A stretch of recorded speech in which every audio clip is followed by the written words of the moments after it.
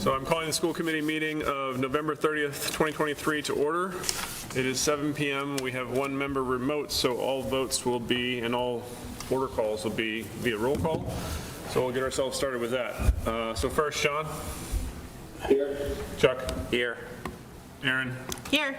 Sarah. Here. Tom. Here. Carla's here somewhere. She'll be here shortly. But we have quorum without her, so we'll get started. So we have a pretty packed agenda, even though it doesn't look necessarily packed. A lot of material to cover today. We'll start with our teacher's contract vote from a school committee perspective, which we have gone through and I'll outline briefly. We'll then move on to, Carla is here now. We'll move on to public comment, and within the public, after public comment, we have our new focus, which is a focus on excellence, and we have some members of our 2023 state champion boys lacrosse team here, so we're excited for that. We have the consent agenda after that, and reports, at which point we'll hear from our student representative, Sachi. We then have our new business, and the meat of the meeting starts with our Learning Center program review and the Community Math Pathways Committee findings presentation. Both of those should be hearty conversations and presentations. And then we will adjourn not to return for executive session with regards to our custodial union. So that's where we are. Just quickly to start, and Dr. Milczewski, jump in and add anything you feel like you need to as we go. For the public's knowledge, we have concluded negotiations with the teachers union for the contract that starts next September and goes through August 31st of 2027. First, I just want to say thank you to the union because it was an extremely collaborative, productive set of conversations. There was no vitriol, there was no, anything. It was just really straightforward, really good conversations. We all had the best intentions for our students and staff involved, and I just want to say thank you to them, and Dr. Milczewski and the president of the union, Jess Bailey, did a great job setting the tone of those conversations, which started over the summer. Some of the key terms that we agreed to and worked through with them, and they have already agreed to as a whole union, would include that the COLAs for the 3 years will be 275, 325, and 4 for a total of 10. We did add longevity for the first time in a long time to the contract as well, which will be for years 15, 20, 25, 30, and 35, with amounts of 500, 750, 1,000, 1,250, and 1,500. And we also added a new lane to the contract, which is the M45 lane. So that was a big addition for something. So the last two, they, were pretty big adjustments for us, and that's good for them, and we were happy to do it. Some other key notes about the contract that will come forward is there's going to be a reduction of after-school meetings in December and April, and one additional month at the discretion of administration, which may be February, maybe June, who knows what it's going to be, but the administration will decide. There's been adjustments to the parental leave language, including up to 20 days for non-birthing parents. We extended the working year for the high school guidance counselors to account for the scheduled building and adjustments that are done at the end of the year and at the beginning of the year. And I see Lena here in the audience. She's like, yes, thank you. I needed that. We also have continued the Joint Labor Management Committee for workload for special education teachers. We've seen a lot of positive movement with that over the last year. I think they have as well. And so we're going to continue that, to continue working collaboratively to get that done. We're also going to continue the Joint Labor Management Committee with regards to the DESE teacher evaluation rubric. We really want to get our teachers up to the most recent rubric. They want to make sure they understand it before we do that, so we're going to work through that. And hopefully, implement it in FY25, but that JLMC will come back with any findings that we need to work through. We established a new JLMC with regards to safe schools, making sure that everything is working in that space. A new JLMC with regards to stipends, and in particular with a focus on efficient creation of clubs and/or dissolution of clubs when there's no longer an interest, which historically all clubs, only the clubs that were in the contract would be stipendable, and that caused clubs to not be able to be created and also caused clubs to not be able to dissolve. So we wanted to change that process. And we also established a joint labor management committee for nursing-related concerns to work through with the nurses, anything that was necessary there. So with that said, I also want to thank in particular the Finance Committee and the town manager for their support through the process. There was a lot there that we went through with them, and we appreciate their willingness and ability to partner in getting us to the line we got to. So I'll stop there and see if there's anything else. Tom, that you want to add, or? I just want to echo all the thanks too. I see some of members of our FinCom and our town manager here. I know that thank you for being thought partners, supports for us throughout this process and helping us to move this forward. And I think my biggest thank you goes to our RTA. I think throughout this process, the RTA was extremely collaborative, extremely student-focused. I think that's just a reflection of how our teachers and the organization operate. And I feel like that throughout was just a very positive, productive conversation. The fact that it ended, negotiations ended 7 months before the contract expired, I think reflects the type of, collaboration and similar focus on what's best for students that we share. So thank you to Jess Bailey and all the other negotiating team members. Also a huge thank you to the school committee. Very excited to move this forward. And thank you for all those involved. Okay, so with that said, Aaron, we'll entertain a Sean motion. has that. Sean has Sean, that. you have your hand up? Yeah, Tom, I just wanted to add to the sort of kudos that you offered. You, Tom White, also deserve a ton of credit. I think the work that you did along with Susan Baton and now Derek Pinto to develop models that would help us on the negotiating team understand the impacts, but also to be very transparent with the union about the impact of some of the offers was really critical and part of that, open, honest dialogue that we had. So that shouldn't go without mention, and we're grateful for that. Thank you, Sean. Okay, now we'll start with you. Motion to approve the 9/1/2024 through 8/31/2027 Reading Teachers Association contract. Second. Seconded by Carla. So as a technicality, it's a memorandum of understanding right now. There will be a contract that comes after that, but we have to just get it all in the contract. So that's what's going on. So we have the second, so we'll start with a roll call, and our town manager has to vote as well. So Fidel, you'll be the last vote for us. Sean? Yes. Chuck? Yes. Carla? Yes. Aaron? Yes. Sarah? Yes. Tom? Yes. Fidel? Yes. All right. Thank you. And it passes 7-0. So actually, Tom, I'll ask you too. Tom, do you vote yes, just in case, technically? You sure do. All right. Thank you. Okay. Clarify too that they already voted the RTA. Yeah, I did mention that, but I'll clarify. The RTA did already vote themselves as well the week before Thanksgiving, so they've already ratified on their side as well. So we are now double ratified, which is great. Okay. We will now move on. And Fidel, if you need to drop, feel free. If you want to stick around, feel free. Bye. We'll now move on to any public comment. Since we do actually have people here in the public, I'll check to see if there's any public comment today. Online, any public comment as well? We have some representatives there. Okay, seeing none. We'll move on to our focus of excellence, and Dr. Milczewski, I'll let you kick this off. Great. I'll give a quick introduction. I'm going to turn it over to Coach Hardy, too. We're thrilled tonight to be able to recognize and honor the 2023 boys lacrosse team, who our community should know by now represented our community with a Division II state title culminating last June. So we wanted to be able to bring the team in. Given that this represents what we feel is the strongest level of team athletic accomplishment, we wanted to make sure that at the highest level of the district that you all were able to see that how much this means to our community, and to thank you and to recognize you for your tremendous athletic accomplishment. As we'll speak a little bit about just first athletically, I mean, winning a state title with only one loss on the record, I think is an incredible sort of testament to just the athletic ability individually and collectively.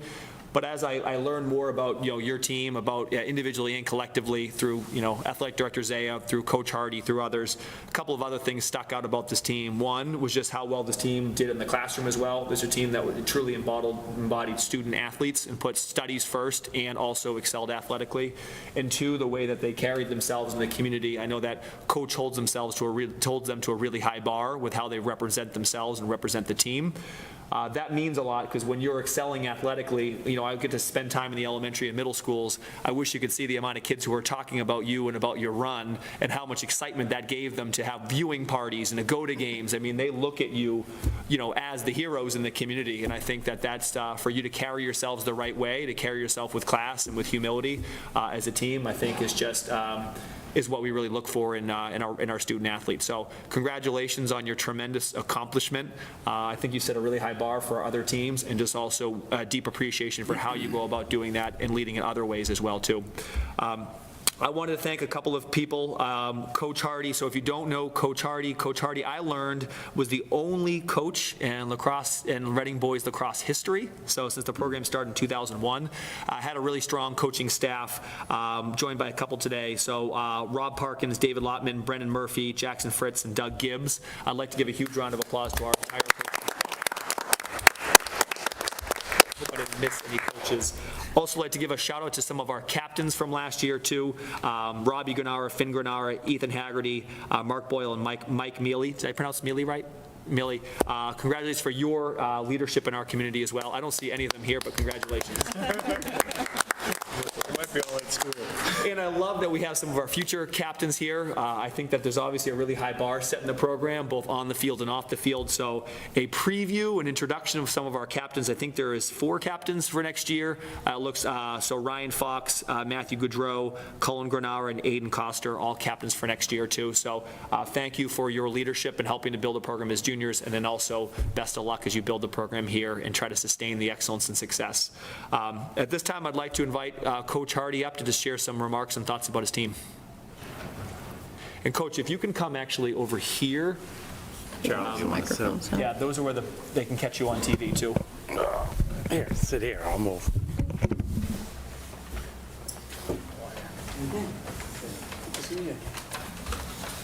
Thank you, everybody, for having us. The boys were excited. Last year's captains really wanted to come, but they have college. Going to college and coming here, I couldn't get them persuaded to come here. But thank you anyway. They're all excited. That's Aiden and Goody over there. Coach Gibbs, who is an alumni of Reading. He played for us. What year, Dougie? 2007? 17. You're that old? That's Tyler Grace behind. Tyler coaches both with us and with our youth program. One of the things we work on very hard is to have a balance with our youth. We make our kids go and coach on the youth level, so we have a camaraderie. One of the things they all like is we have a slot to practice, and it ends, and the youth are standing there. And of course, they're eager, like all little boys and girls, to come out. And we have this little thing. I probably shouldn't say this, but we line all the varsity kids up, all the older kids up, and the younger guys have to go through it. And they are excited. The first night we did it, I was like, oh, I was out talking to the parents, and I said, this go all right? They love this. Are you kidding me? And the next week, the next night, the next group came, hey, you're going to do that for us too? So it's something we've done. Our boys go and help coach, and they've gone to some of their games. And when the kids won last year and this year, they're throwing, and all the varsity kids were there supporting the youth program. I think that's how our community works around here in Reading. My 4 children all went to Reading High School, all graduated, actually have jobs. Thank you, Reading. They have jobs. They're doing okay. Just a little more history. I'd like to thank Tom Zaya. Without his support and all of your support and the school administration support, it'd be a harder job. He makes our job really easy. He lets us have a little bit of freedom on who we get to play and not play. Our schedule is probably one of the toughest schedules in the state. We don't play anybody. If we beat them badly, we don't play them again. And it's just how we've got better every year. We started the program, as Tom said, in 2001. Since 2002, we've been in the state tournament every year. We've qualified every year to play. The last 10 years, we've been in the semifinals of the state tournament. Yes, you're right. If I was a better coach, we would have won more. But, that's happening. That's on me, not the kids, because they play very hard. We won the championship in 18 and 23. We've been, the last 16 years, we've been Middlesex League 14 times champions. We've had 65 All-League kids. We've had 15 All-Americans. We've had several kids make it twice, Robbie Gennaro being one, Jimmy Queenie being the first one.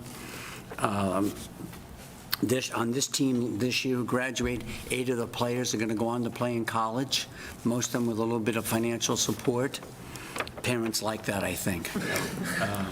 This group has played together. They played hockey. They played football. We don't have kids that just play lacrosse. We like our kids to play multiple sports, whether it be track in the winter, not the spring, or hockey or football or something like that, because college coaches like that well-rounded student athlete. Most of our kids do very well in school. We have kids going from UMass to Bentley to St. A's, which is number 5 in the country. We have 5 kids out there. The last 3 or 4 years, the Rookie of the Year at St. Anselm has been a Reading kid, a Reading player, student athlete. Shouldn't say kid, I know. But these young men, this last year was an exciting group. They came to play. They practiced hard. They stuck it together. We had injuries throughout the year from Evan Panucci and other players like that. Aiden Costa was one of them who stepped up and played really hard in the championship game. It was a great bunch of kids. I'm really missing those kids. We just had an alumni game on Saturday. We had 46 people return and play in the game. And they were all like brothers out there. They're having fun. The camaraderie was unbelievable. Yes, Mr. Tobin was involved. And I thank Brian for all that. And thank you very much for having us. Any questions? Oh, we got nice rings too, by the way. Parents, no money came from the school. We raised all the money ourselves. Actually, we raised the money and the parents, not one parent had to pay any money. If they made a contribution, that was great, but it was all fundraised by companies and people who support our program. Great. Thank you for having us. I really think I'm privileged to coach at Reading. I feel it's an honor for me to be here and to coach in this school system. Thank you very much. Thank you.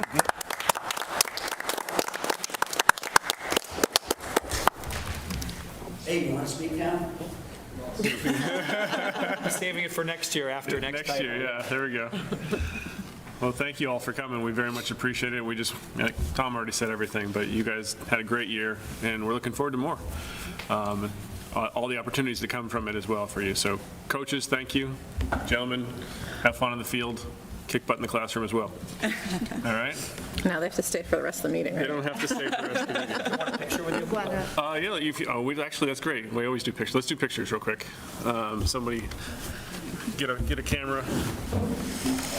All of us, not just me. It's not about me.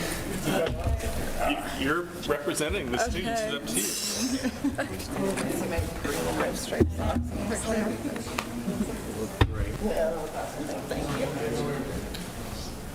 Let's avoid that. Let's go here.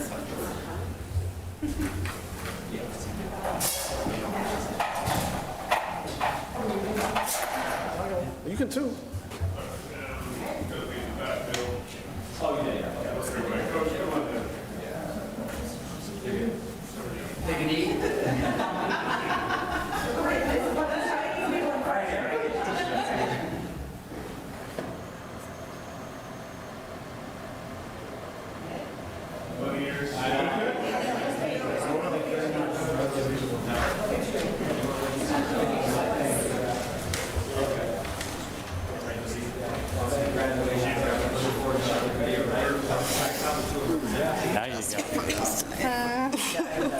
I'm like running from one thing to another at all times. Yeah.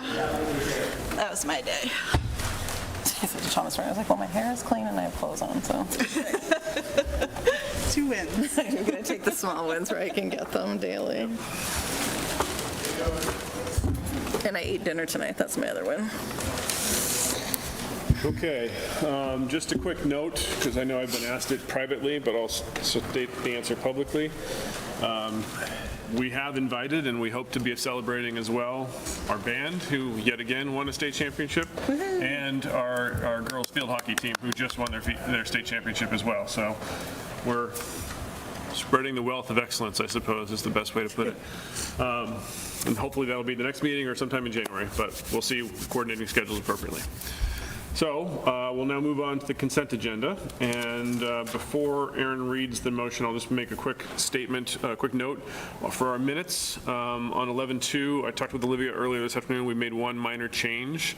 There was a clarification of roles of a couple of people. It said two teachers, and one of the teachers was a paraeducator, so I had her say paraeducator and teacher something, just to clarify their roles. Other than that, everything else was the same. So with that said, I'll take the motion. Motion to approve the consent agenda. Second. Seconded by Chuck. Okay, any further discussion on anything? Seeing none, roll call. Sean? Yes. Chuck? Yes. Carla? Yes. Aaron? Yes. Sarah? Yes. Tom? Yes, and that passes 6-0. Okay, so we will now move on to reports. And Sashi, you want to start us off? Sure. So here are some highlights from the past week here at Reading High School. The Thanksgiving Pep Rally, where the state championship field hockey team and all fall athletics were recognized, just happened, and then the Pep Rally was organized by the RMHS Student Council, led by President Jackie Berner. The Student Council also put on an amazing Veterans Day ceremony for the school and community, which honored our local veterans. And then Students of the Month for the core value of responsibility consisted of Cameron Myers, grade 9, Dante DeSario, grade 10, Camilla Mejia Melendez, grade 10, Gabriela De Mio, grade 12. Congrats to all. And then RMHS continues to celebrate seniors by demonstrating leadership and core values. So far this year, 10 seniors have been recognized by their teachers. The RMHS Drama Department put on an amazing show called Something Rotten, which was amazing. Thank you to Ms. Cuna and Dr. Mosier and all of those that contributed to making this a success. The students were truly amazing. And then the RMHS Marching Band won the NESBA Division I State Championship on Sunday, November 5th at Veterans Memorial Stadium in Lawrence. This is Reading's third straight state championship. We could not be happier with the way the students performed and conducted themselves throughout the season. In addition to the overall high score and gold medal, the band took home the awards for Best Visual, Best Percussion, Best Overall Effect, and Best Music. Last night, the Unified Basketball team had their end-of-season banquet, and all the student athletes were celebrated and awarded varsity or JV letters. The same group will participate in a winter season at the YMCA of weightlifting and cardio activities. Thank you to Ms. Hurley for all of her hard work in making this a reality for the students. And then finally, a large percentage of students attained honor and high honor roll in Term 1, and soon will receive congratulatory letters via email from Principal Callanan to highlight their hard work and dedication to academic excellence. And then we have 2 upcoming events. Tryouts for winter athletics are underway this week, and competitions will begin within the next 2 weeks. And students are in the midst of quarter 2, and will have midterm exams from January 16th to 19th. So yeah. Busy, busy.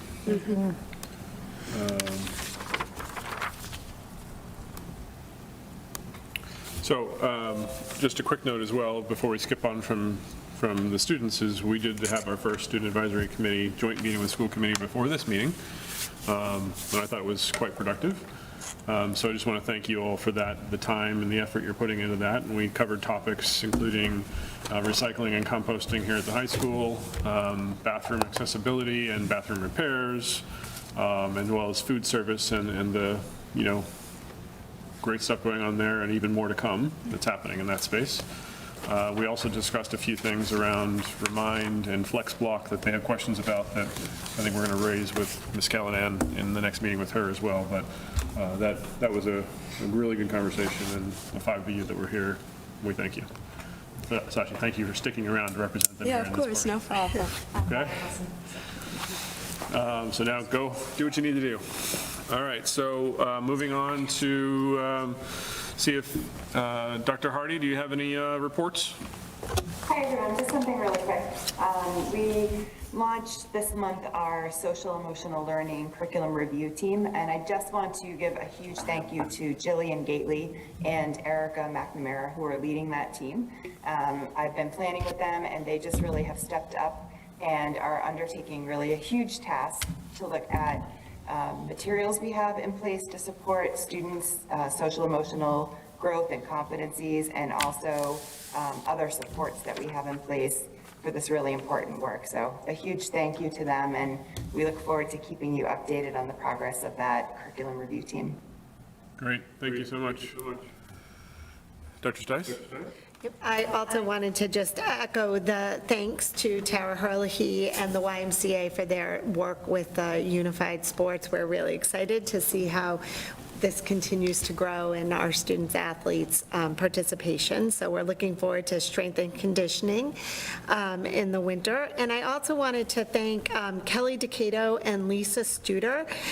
They've just ran tonight a training for all of our early childhood community partners and any of our preschool partners. Kerry Wilcox was there as well, on what structures and supports for students should be at the preschool level. And it was really great to see all of our community preschools engaged in participating in that training. So I'm very grateful to our staff who's sharing their expertise. Great, thank you very much. Any questions for anybody so far? I really didn't stop with Dr. Hardy. No? Okay, Dr. Milczewski? Just one quick update. Everyone should have received or should be receiving in the next day or two the second annual RPS community report in your mailboxes. Anyone receive it yet? Nope.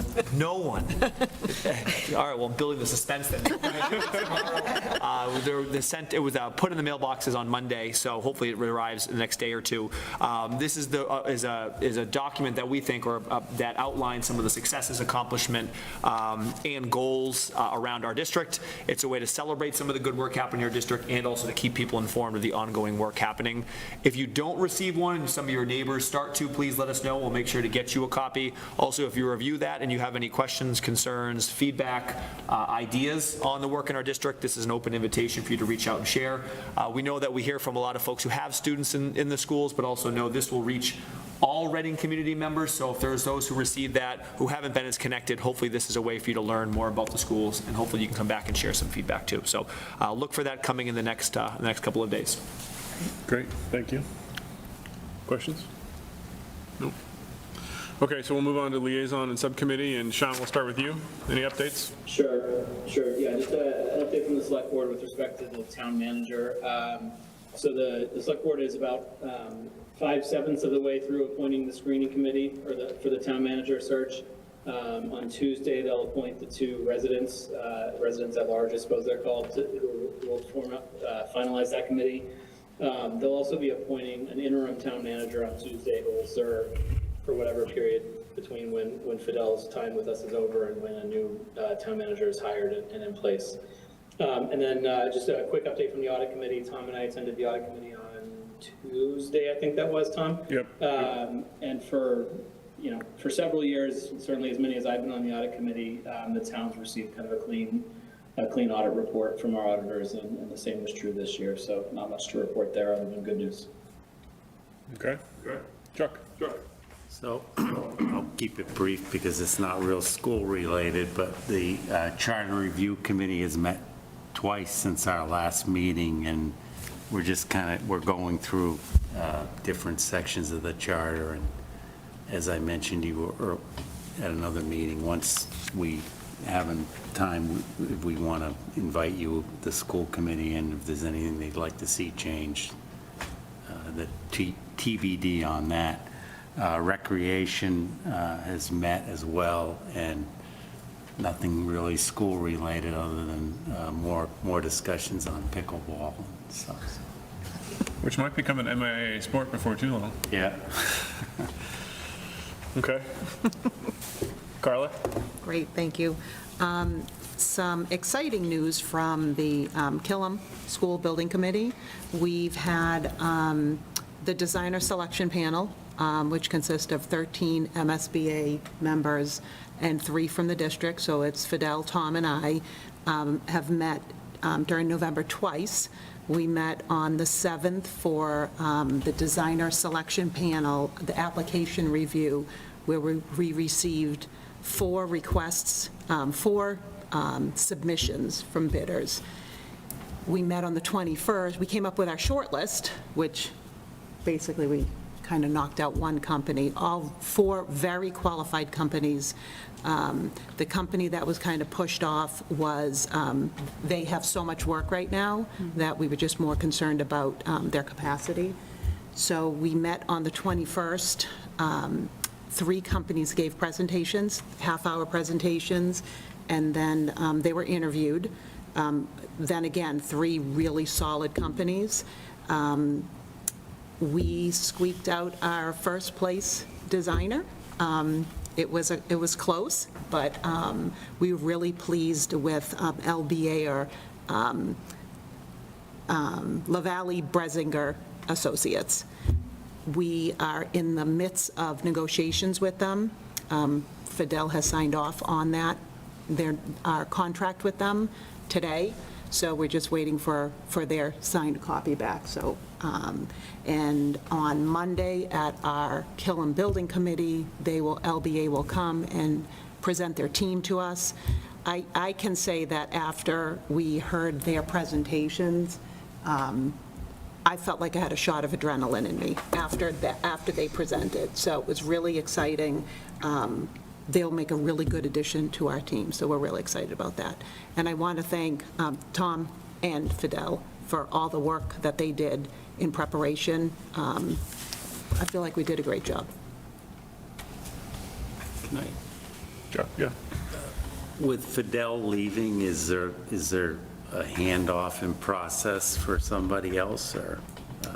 So Because that's an important part of the committee, obviously. Yep, so we have a core team, and the handoff will come with the interim. The interim will take a step in to that role. So we'll work closely with the interim, and then the new town manager. Thank you. Anything you want to add? No? Okay. All right, great, thank you, Carla. Erin? So the District Wellness Committee had our first meeting on Tuesday, and we focused mainly on nutrition, specifically how to get students to eat more breakfast, or more students to eat breakfast. So I learned, and I don't think all students know, that there's free breakfast at our middle and high school every single day. Hot breakfast, as well as a variety of other options, well past the start of school. And in fact, they're talking about putting a particular food services cart in Main Street at the high school, so the students who are sort of rushing in and rushing to class can still grab a hot breakfast. So there was some discussion about, bringing food to class or not, but I thought that was really encouraging to hear.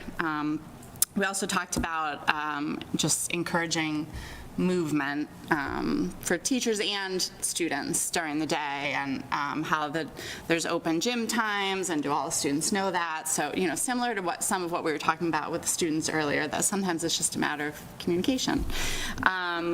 The coalition met last night virtually. They're doing so much incredible work on just social emotional supports of our students, and there's a lot of talk about, just the results from the YRBS survey, which was recently reviewed here, and, how to continue to support our students.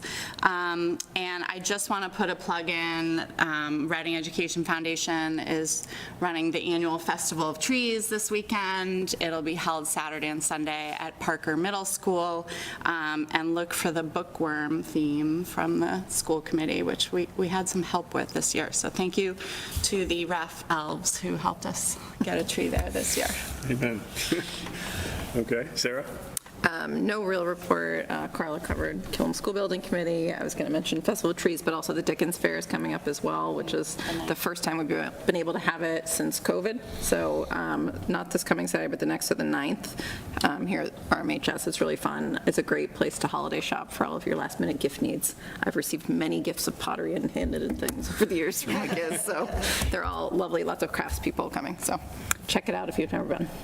My favorite gift was a soup cozy. It was Yes. a hot bowl of soup. You can't really take it out of the microwave, but you can microwave it in the soup cozy, and then you just pick it up, and it's great. And that came from the Dickens. Exactly, lots of beautiful pottery, all kinds of cool things. Little Woodworkers, things. yep. Okay.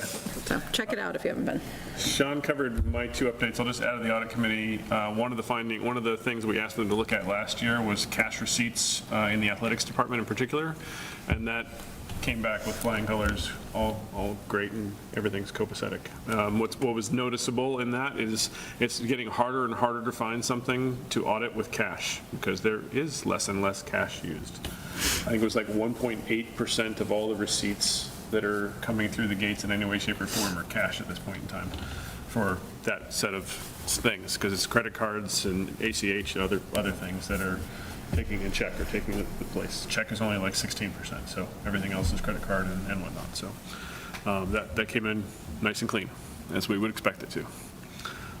Okay, so let's move on from the liaison and reports, and let's move to the new business. And we'll start with the Learning Center program review presentation and discussion. And if you need the sharing key, I think Allison is the Allison's got it. sharer. Do you want to sit? Click the little clicker. Come on over here. Sit next to Chuck. You want me to sit there? If you have the computer, do you have the presentation on your computer? No, I don't have it on my. Okay, I'll share then from the deck.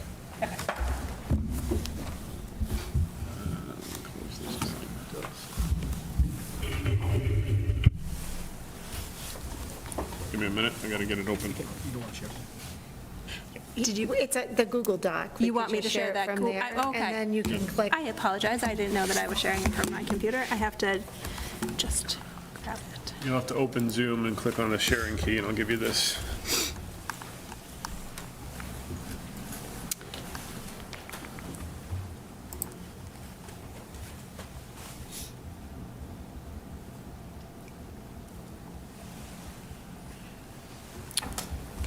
I apologize, I didn't realize that. No problem.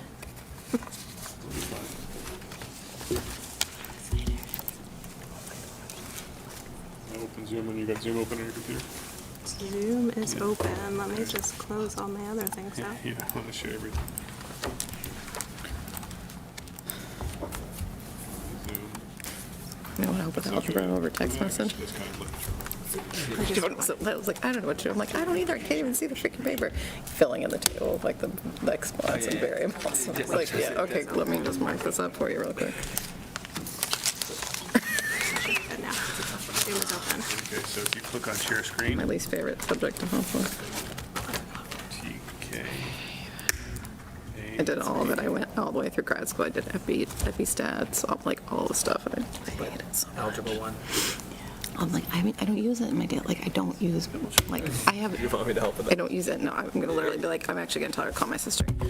I don't use it in daily life. I have a bio, I have an analyst that works for me. I don't need to do math. That's my favorite. My sister's like, but you use it in everyday life. I'm like, I don't. You're an engineer. I'm going to say called.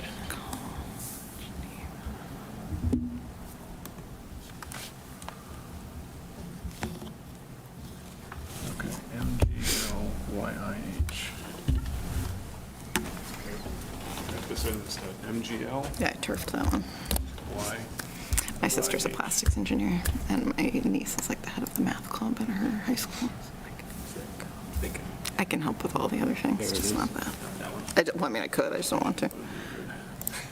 Helping with text is hard too. There we go. Technical difficulties solved. I always find that the best about education, that we are always flexible and able to problem solve quickly on our feet, so I appreciate that.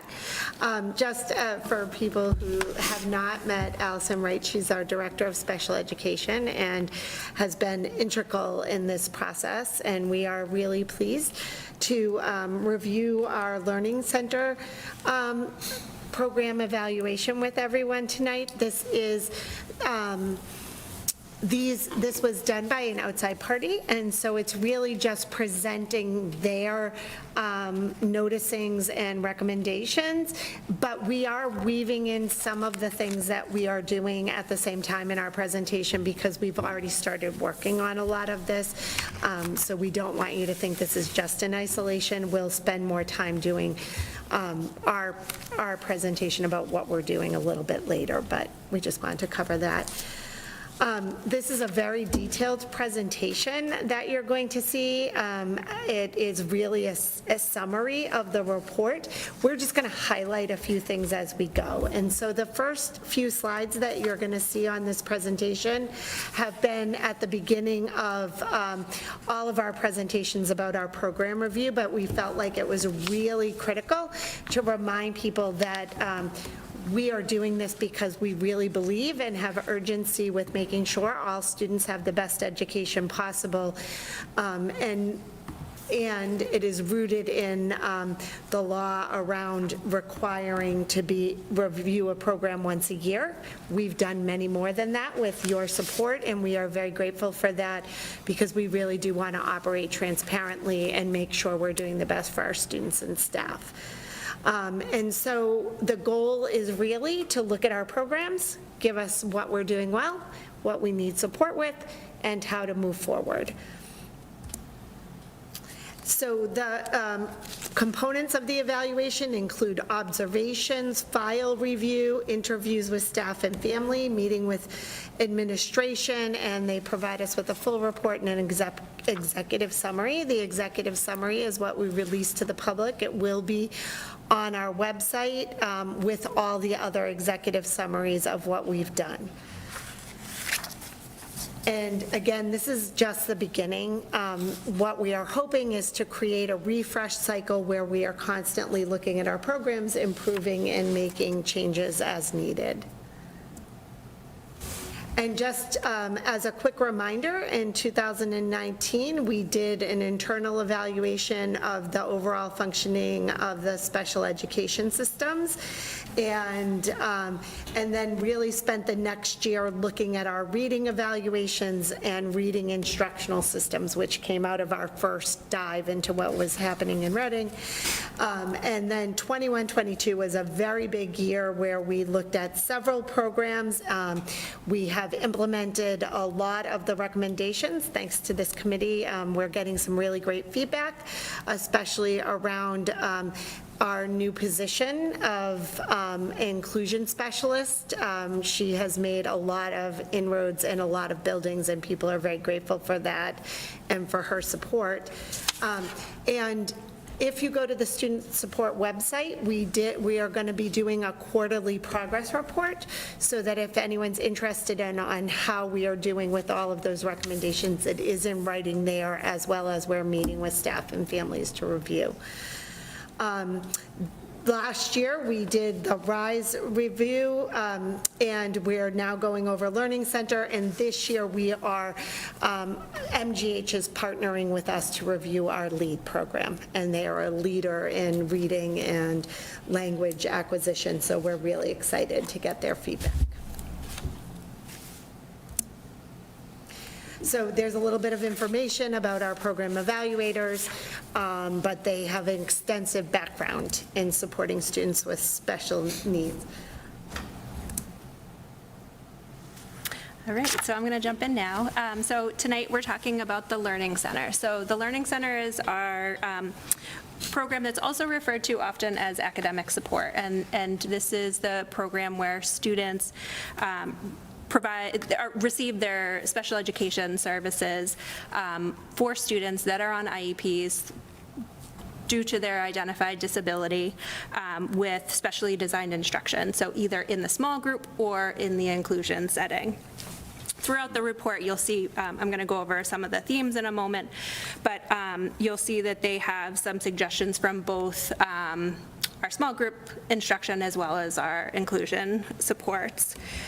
So everybody has somewhat of an idea of how many students that we serve through the Learning Center. We have approximately 500 to 600 students a year that we are serving through the Learning Center, and all of those students are on IEPs in special education. So some of the themes that you'll hear tonight, I mentioned inclusion, to ensure consistent instructional practices, LRE, the need for professional development, and Tier 1 and SST. So our next slides, it's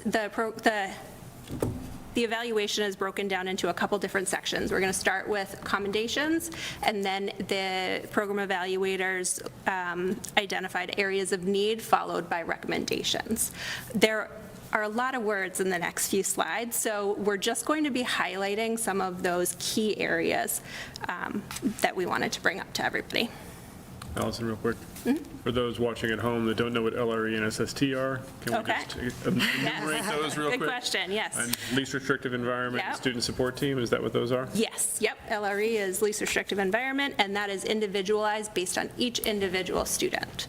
And yes, SST is student support team.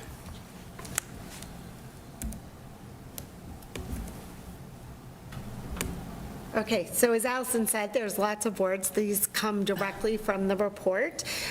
So we felt it was important to have them in the presentation, but we wanted to just highlight a few. The first being that they really did commend the district for taking on all of this work. It is very unusual for districts to hire third-party evaluators to come in and give them honest opinions. Most districts do internal reviews, never mind to do back-to-back-to-back reviews of all of our special education services, and they felt like that was really important to note. They also were very, very impressed with the work the district has done to ensure that all the special education staff has training in reading in the brain, the impact of how that impacts instructionally, and how to take data, and some of the leading work we have done in that.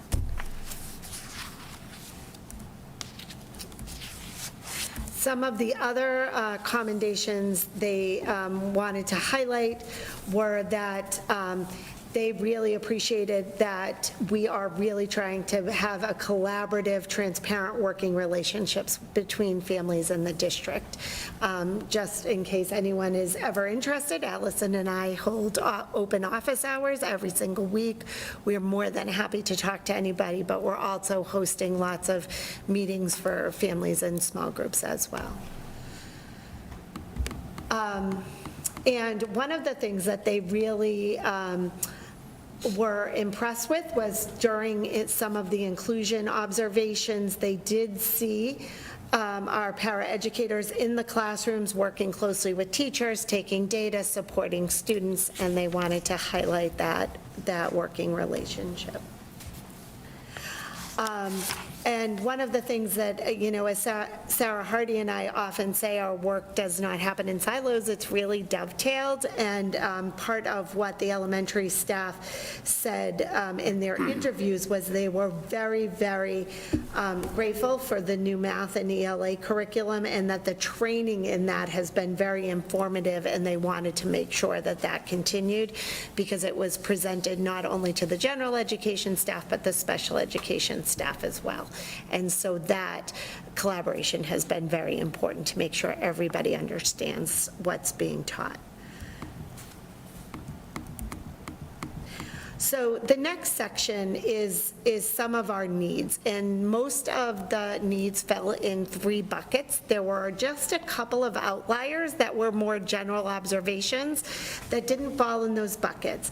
And so one of them is actually one of the things that Mr. Wise mentioned earlier around the workload committee, making sure that we are looking at our team chairs' workload for equity, as well as the teachers, the speech and language pathologists, the paraeducators, to make sure we are really doing what's best for our students, because sometimes as we updated our processes for reading or our child find obligations to make sure we are doing the best, it did have an impact on caseloads, and we're constantly trying to work to make sure that those are equal. And when they looked at some of our IEPs, they also noted that we might want to continue to work on being more parent-friendly, strength-based, which is all going to come with the new IEP that will be implemented next year. So one of the first recommendations was around strengthening our Tier 2 implementation and SST process. Those are actually general education systems. They are not part of special education, but there's a big impact when general education students are getting, when all students are getting educated in general ed to high-quality education, we have fewer students who are going to need that specially designed instruction on an IEP unless they have a disability and require it. And so what they were suggesting was making sure we are really being in alignment with our child find obligations, that we are screening students, that we are making sure we are doing the very best for them, and that we have strong general education supports at different levels. So within the general classroom, if you need more than that instruction, some small group instruction, some redirection, then that should be provided as well. And so those were some of the things that they wanted to highlight. They also talked about making sure that teachers understand how to use the student support team process and to use our district accommodation plan. And again, as Dr. Hardy and I work together very closely, the DCAP hasn't been updated since 2015, but we are working on it. Talia Hallett, who's one of our assistant principals, and Meredith Flanagan actually have found some small tweaks that we're making now, and then we're running a bigger process to really look at it. It's interesting because the TFM actually said Reading has one of the most comprehensive DCAPs out there, which is great. But we need to know how to use it to support students, and everyone needs to be aware of that. And so really, they want us to just continue to work on making sure that we have the supports in place and that those supports are done with fidelity to reduce the number of referrals for special education services, so that we are really supporting students who have disabilities and require that specially designed instruction. So there's lots of words, and Allison and I just are going to talk about them over time, but one of the next slides is really focused on defining the identity and purpose of the Learning Center.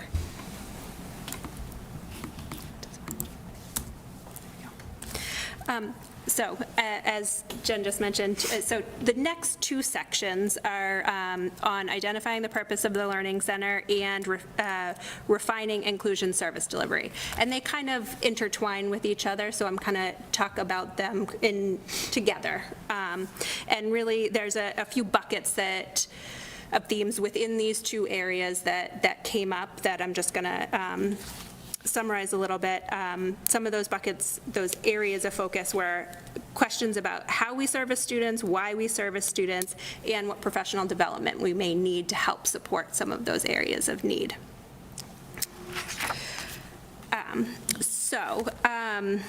One of the questions that came up that they identified was about the amount of service that we provide to students and how that varies across the district between all the buildings. So this is an area that we've already started working on. It's a huge area of focus within all the reading professional development that we've been doing with Dr. Orkin and with Renee Lamaro, really focusing on the type of instruction and what the instructional practices that matches, and then how much service that the students need. So that has been ongoing and will continue to be ongoing. We're looking at this with the team chair group as well as other smaller focus groups within different related service providers or our special education teachers. So that's definitely an area that they talked about and that we've already started that work, and it will continue. Another area that they talked about was about the ARC program and being able to the challenge of ensuring that our students are receiving the instruction through the core curriculum as well as the specialized reading instruction, and how to balance that with scheduling. It is an area that we are continuing to look at. We've been working with the publishers, we've been working with our teachers, we've been working with Dr. Orkin, with our special education department, as well as the teaching and learning department, to really look to ensure that we're meeting the needs and addressing all the areas that are appropriate for each student. Let's see. And I'm just going to keep going. There's lots of slides as we were talking about, so there we go. Some other areas that were identified were on data collection and making sure that we are collecting data and using that data and doing it in the most efficient way possible, because there's many different ways to take data on paper, on iPads, so we're really looking at what is the most efficient way, the easiest way to use that data to inform our practices. So they did note, there was a note in here on how the paraprofessionals can help do that in the classroom. We are working with the paraeducators and doing a lot of PD this year with different areas, and data collection is one of those areas that we are addressing.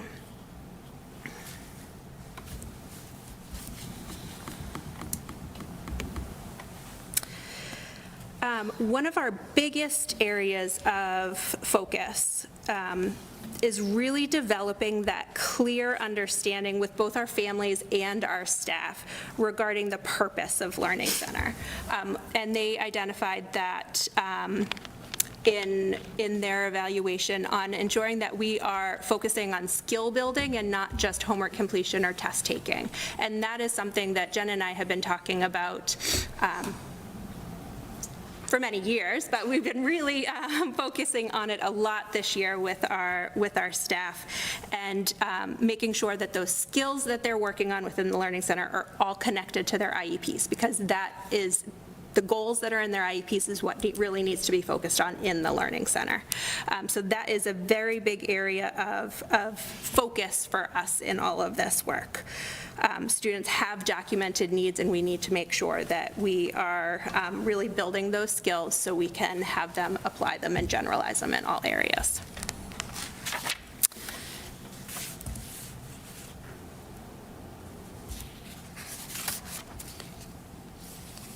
Okay, I'm gonna just keep going on this one.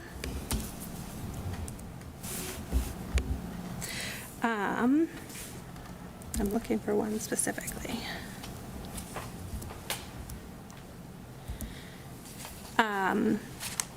So I think I passed it because there's so many words on this slide, but I'm just going to keep going and summarizing.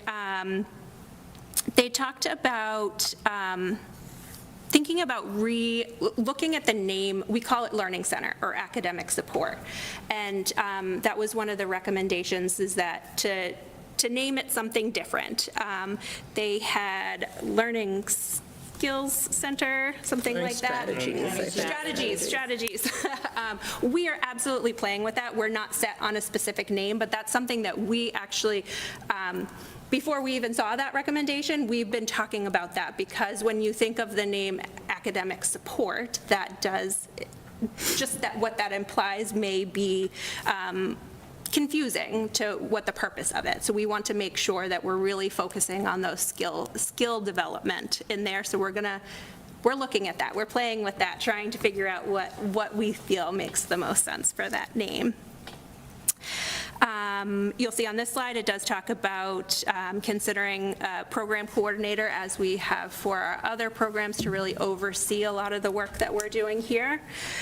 And then the last thing that they have on this slide is making sure that everybody understands that Learning Center isn't a place, it's a service. It is not a place people go, it is a place that they are getting their services that are outlined in their IEP. So we need to make sure that we're always remembering that. So the next section is talking about the service, refining the inclusion service delivery. You will see that there are a lot of similar themes that we've talked about in the last section. Again, they highlighted Inconsistencies in service delivery, which that is definitely something that we are looking very closely at. They highlighted really identifying when students are receiving services and what skills they're actually addressing within the inclusion setting. So making sure that they're addressing skills and not just supporting the curriculum. And then the last one I wanted to highlight is about transition. So that was another area that they were recommending really big focus on, and that is absolutely an area that we are very focused on, making sure that our transition process, not just from level to level, but in between grades, that we are having very thoughtful transition plans for our students to help build them, to set them up for success for the next year.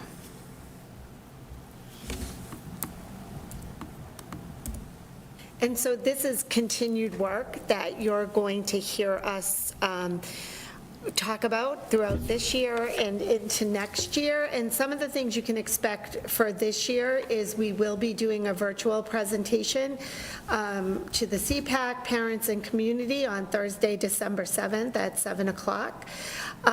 We are also going to be doing several trainings for parents, and we are already doing ongoing training for our staff in the new IEP. This is really going to focus how we support our students, and it's a much more family-friendly practice. They got rid of all the acronyms, so we are reminding ourselves, PLEP, no PLEP, don't say that anymore, what does it really look like? And we're using the opportunity to already, as Allison mentioned, like training our paraeducators, what accommodations really are needed and make sense, and what are just good teaching practices that are in the DCAP, and how do we align that within the new IEP. So more to come on that. We also wanted to say on February 6th, there's going to be a virtual training for, her name is Phyllis Flagel. She's an author who's written several books on raising middle schoolers. She said it's actually appropriate for like 4th grade to 9th grade, and how do we support students in that age range socially, emotionally, as they work through their academics. So we're excited for that and hope people can join. And again, as I mentioned earlier, Allison and I have ongoing office hours. If people have any questions or concerns, we're more than willing to meet with people, and everything is posted on our website, open to the public, and we are willing to talk about it or answer any questions. So we know that was a lot of information, but we want to just give you a highlight. Chuck? Yeah, I just had a couple of questions. Thank you. It was great. And I got a chance to read the email. The executive summary is very good. My questions are, I know the state requires that we do one every year, but we kind of took them all, and so how do you envision going forward, a continual third-party review, or alternating it where we're reviewing ourselves, or how do you envision that? So that's a great question, and I don't think we've necessarily worked it out. I don't know that we'll always go with a third-party review. We felt like it was very important this time to really develop trust with the community and the families, to know that we weren't just going through the motions. We take this very seriously. We're acting on the recommendations. And so we're going to be working with the program coordinators to really determine what's the next cycle, and does it make sense to do something internally, or should we have someone come back and look at some of the changes we've made? And we'll communicate that to you all as we go forward as what we're thinking. But right now, we just want to make sure we're starting on this one and complete the lead one, and then we are always working on implementing the recommendations from the other reports. Thank you. Tom, I just have one other. Sure. So the other question I had is, and I mentioned this to Dr. Milichewski, what I read in their findings were a lot of my suspicions. And my question is, we've talked, and this isn't actually, this wouldn't have come out in this report, but we had talked in the, maybe it was last year, where we were going to set up a non-learning center type environment for students that aren't on IEPs, and where is that? I haven't heard any more about that. You remember what I'm talking about? Talking about the academic lab here at the Yeah. School. And maybe you can't answer that tonight. I'm just curious where that stands. I know we were talking about that probably about maybe a year and a half or a year ago, and it was going to be in here, I thought. It was in here, yeah.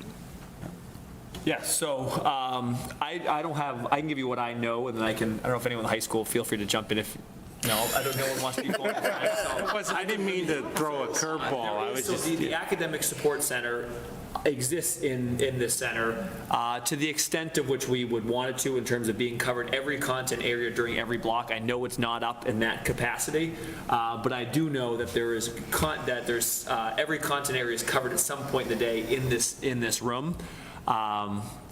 Is there any more context, anyone? No, or is that as?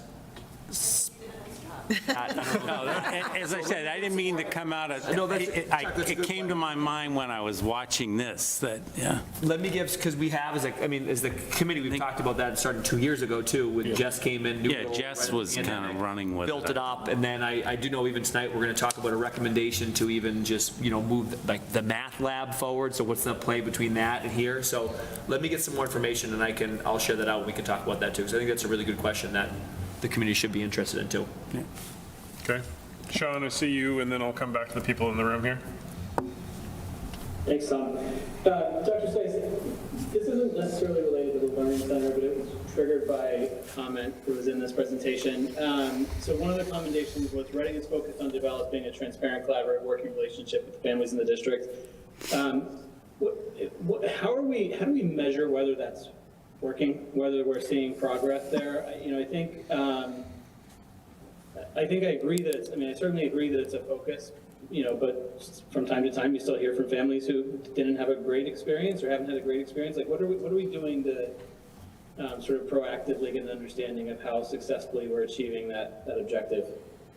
That's a great question. We work very closely with our CPAC, and we are trying very hard to let them know everything that's happening, send them things so that families who are more comfortable going to them can ask questions and they have a heads up of what's going on. And then we also meet with them monthly, and they give us feedback of things that they've heard that we're able to address proactively as well. And we've seen a decrease in very specific incidences. There's always going to be people who have questions or concerns, and that's one of the reasons why Allison and I do the office hours, and we want to transparently work with people. I would say another unit of measurement that is informal, but what Allison and I have seen are at the beginning, a lot of people were coming to us and just telling us their stories and their level of distrust and dissatisfaction and how hard the process has been. And now families are saying to us more often than not, like, this is where we need to focus, this is some of the work we need to do, but everyone's working really hard to support my child. I appreciate that we're able to have this conversation. So it's more informal than like an actual survey, but we may get to the point with the CPAC that we want to send a survey and just say, how are things going? What else can we do? But we do that in conjunction with the CPAC. One survey that we do. That's kind of where I was going. We made this very intentional shift towards embedding data in so many parts of our district and parts of how we operate. It does feel a little bit like a gap. Even the CPAC piece, like I obviously have a ton of respect for CPAC and what they do and the support they provide for families, but it does require a little bit of a family, being a joiner and opting to go get involved with CPAC, right? And I'm thinking particularly about families who are going through the IEP process for the first time and, maybe aren't familiar with the resources that are available, aren't familiar with their rights, all those sorts of things. I worry that we lose, critical input from those families and I'd love for us to sort of think through, be pretty intentional about how we can have this be, one more thing that we do with a heavy data lens, because the objective and the goal is the right one, and the focus is the right one to have. But, we're, as you described, reliant on sort of qualitative information, which is trending positively, but it's still qualitative at the end of the day. Absolutely. We do have another survey. We do have one survey that we do provide to every family after every IEP meeting.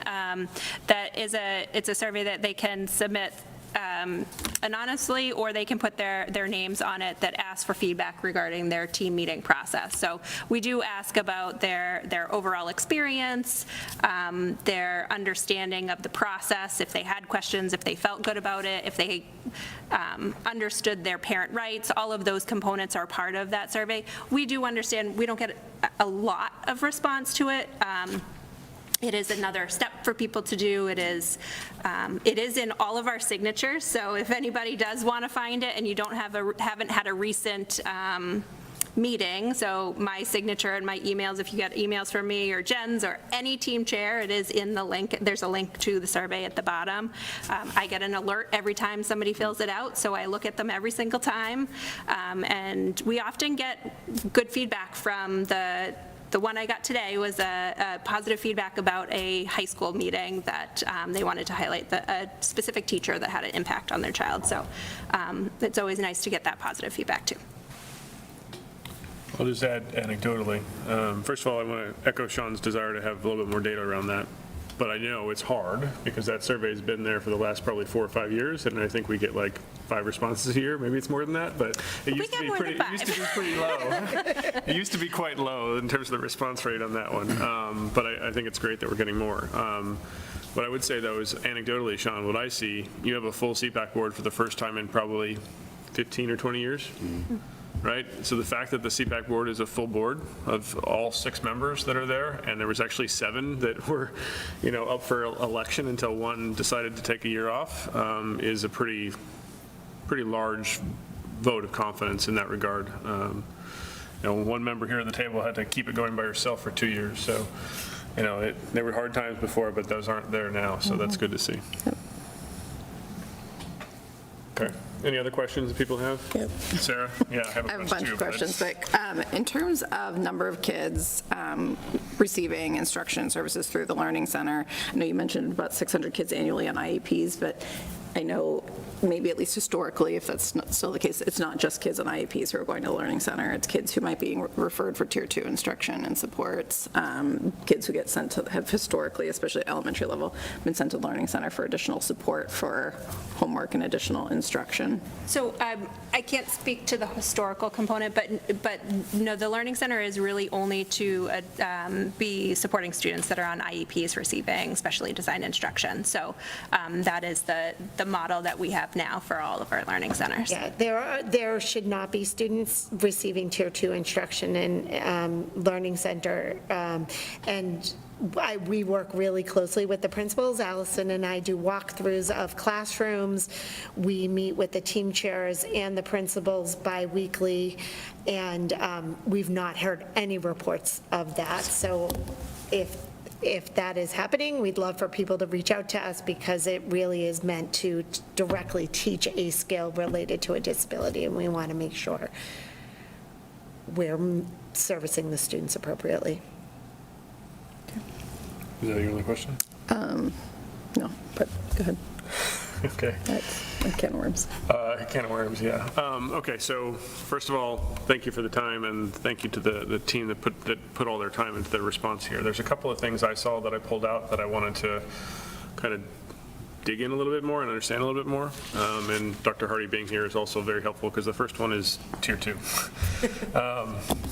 in the fact that this came out pretty loud and clear that there's still a lack of clarity or understanding about when and how Tier 2 kicks in, and that's probably part of where Sarah's question is going through with tutors and reading specialists and stuff that maybe aren't IEP service providers, but they're other service provider teacher helpers in the building. So how are we going about clarifying Tier 1, Tier 2, Tier 3, and where does that Tier 2 fit? I mean, it's pre-Tier 3, IEP is Tier 3, so how does the Tier 2 stuff play into this role here?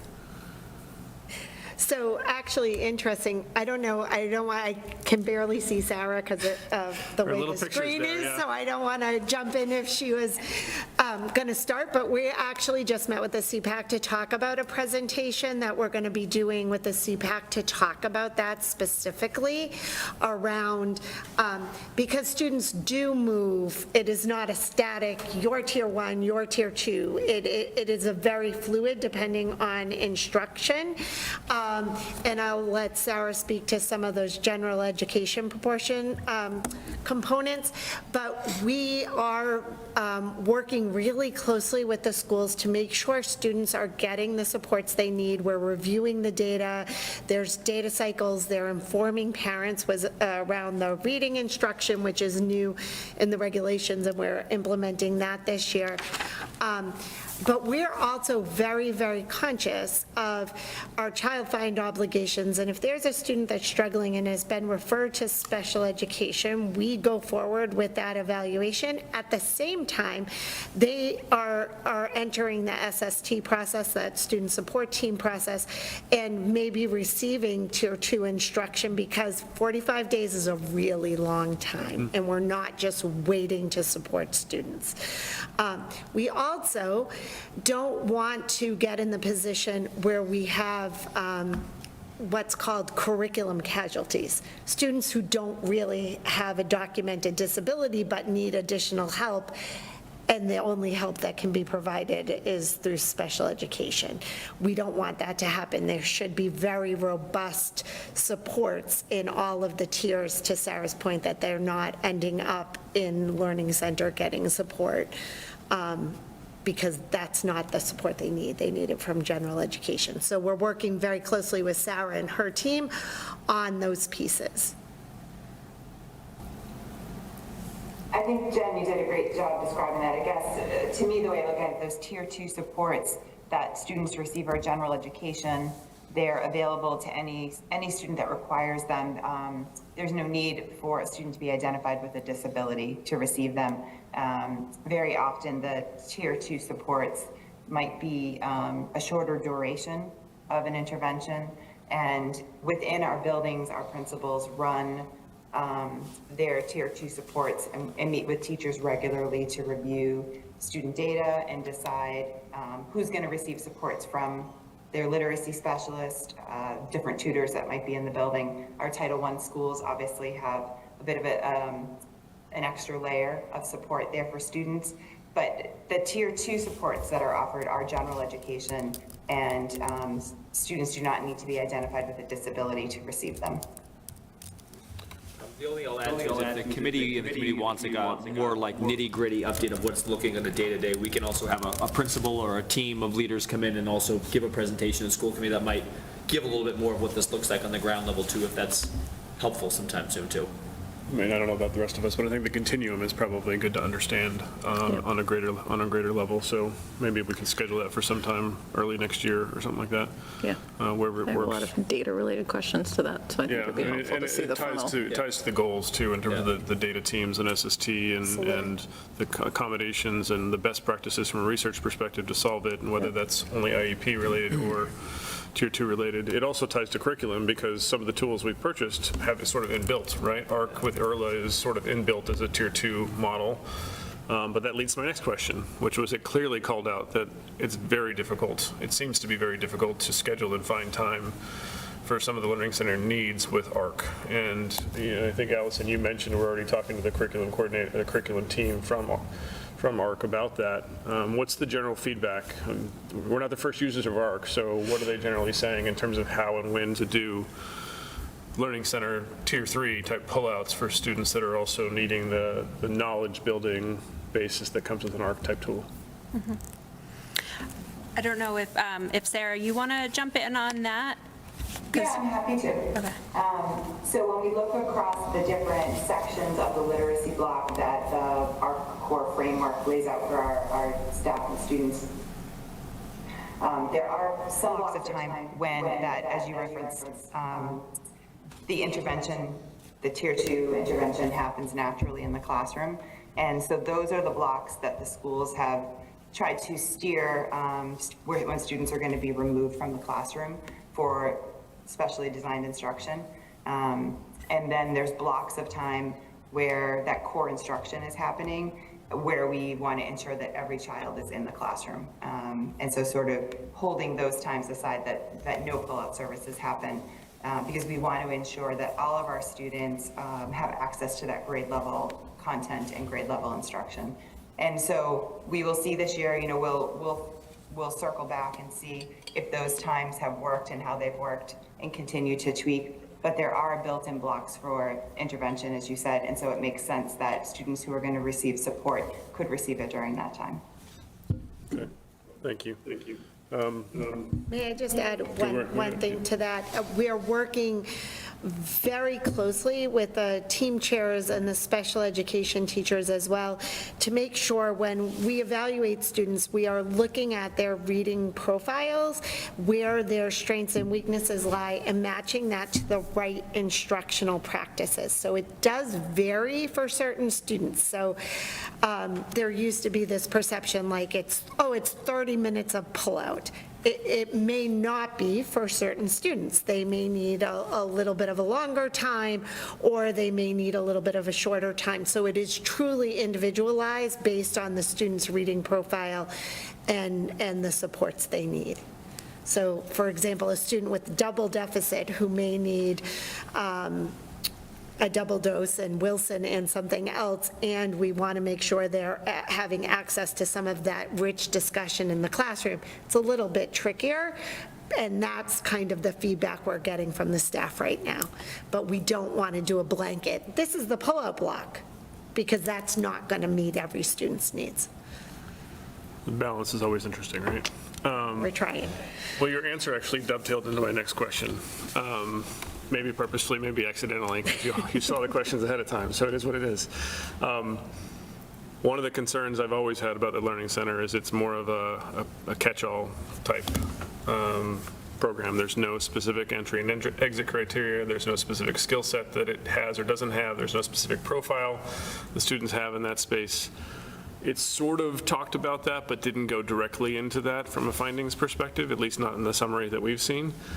So how are we, and especially with your answer there, it seems like a lot of it ties as kind of a continuum against the LEAD program, but yet there's other skills there that go into that executive functioning that go in there. There might be writing needs, there might be math needs that are just a small thing, there might be other things. So how are we defining this Learning Strategy Center in continuum with our other programs, and where the lines are between it and the existing other programs, such that our teachers can properly teach the skills that are necessary without providing academic support?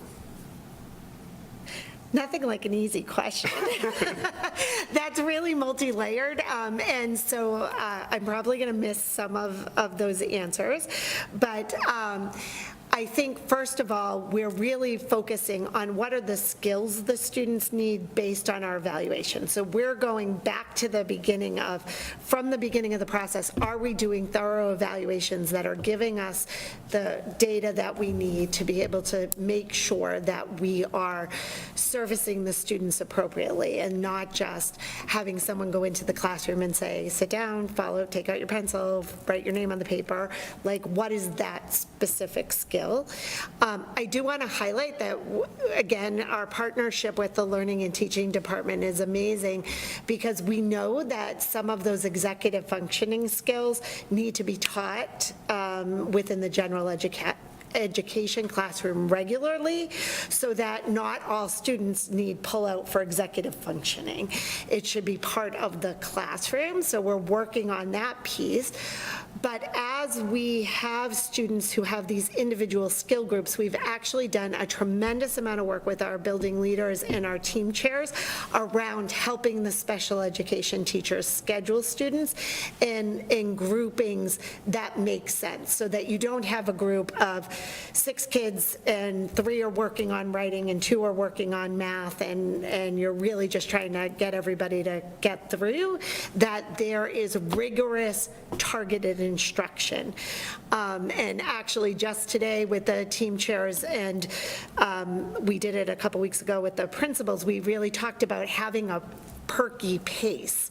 Like, when students come in, yes, you want to develop relationships, but there is an urgency to making sure they're learning, and what is that, and are we collecting data on it? So there's a lot of nuance around how are we teaching the students the skills they need, and it doesn't just, for lack of a better term, become a dumping ground for kids that need help, and we're doing the best we can. We're really student-focused.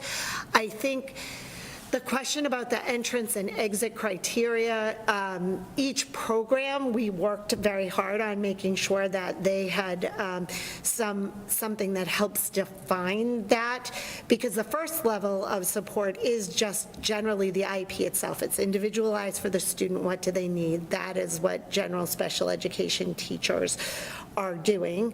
And in a lot of districts, they don't call it learning center or academic support or instructional support. It's special ed education support. That's it. It's not a name of a place. It is the support the students receive.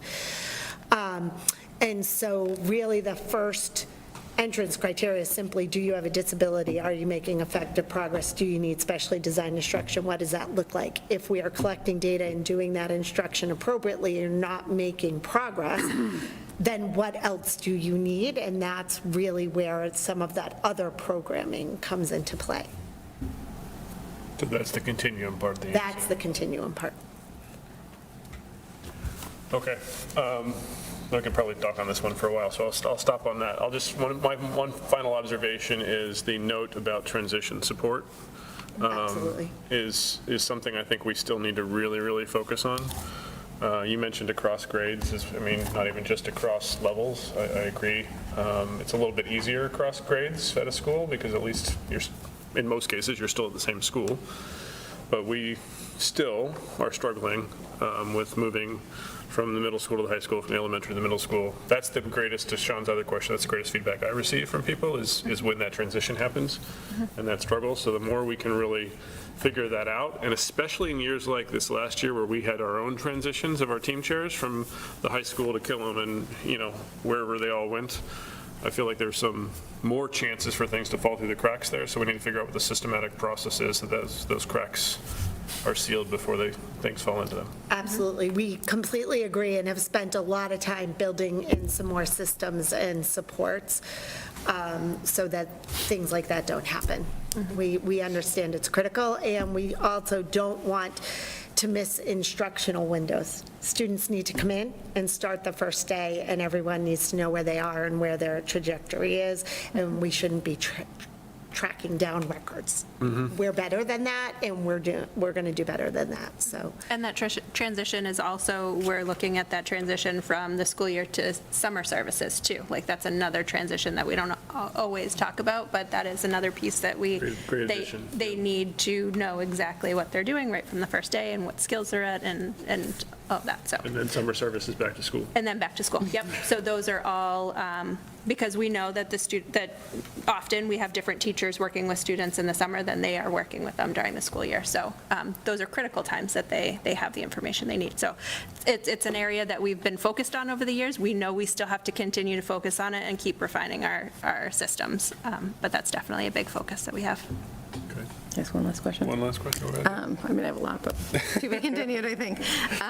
Did this review do a deeper dive on the specialized instruction that's being received in terms of like looking at what types of instruction kids are receiving and areas for professional development and support, or particularly reading, since I'm imagining that's a large bulk of it?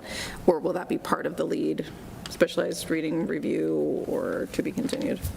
So they didn't go too deep into the different curriculums or tools that we're using for instruction, but we will be looking at, that will definitely be part of I'm imagining that's going to be a big part of what they look at in the LEAD program when they do their review. But in terms of what's being received in the Learning Center versus LEAD, will they also be looking at like specialized reading instruction in the Learning Centers? Through the LEAD evaluation. Or will that be a separate? I don't believe that we have that part of the LEAD evaluation, but that is definitely something that we, as we're looking forward to our next evaluation, that could be something that we're taking a deeper dive into the And tools. we've invested a tremendous amount of time and resources in making sure the teachers are trained, that in Learning Center, the students are getting the right supports that match their disability. So we'll be continuing to look at that, and we can give data. I think some of our celebrations are we're starting to see students who are actually graduating from having an IEP back into general education because we have remediated those skills as we're able to refine the instruction that the students need, which is really, really exciting for us because that is what we're supposed to do. That is our least restrictive environment, LRE, FAPE mandate.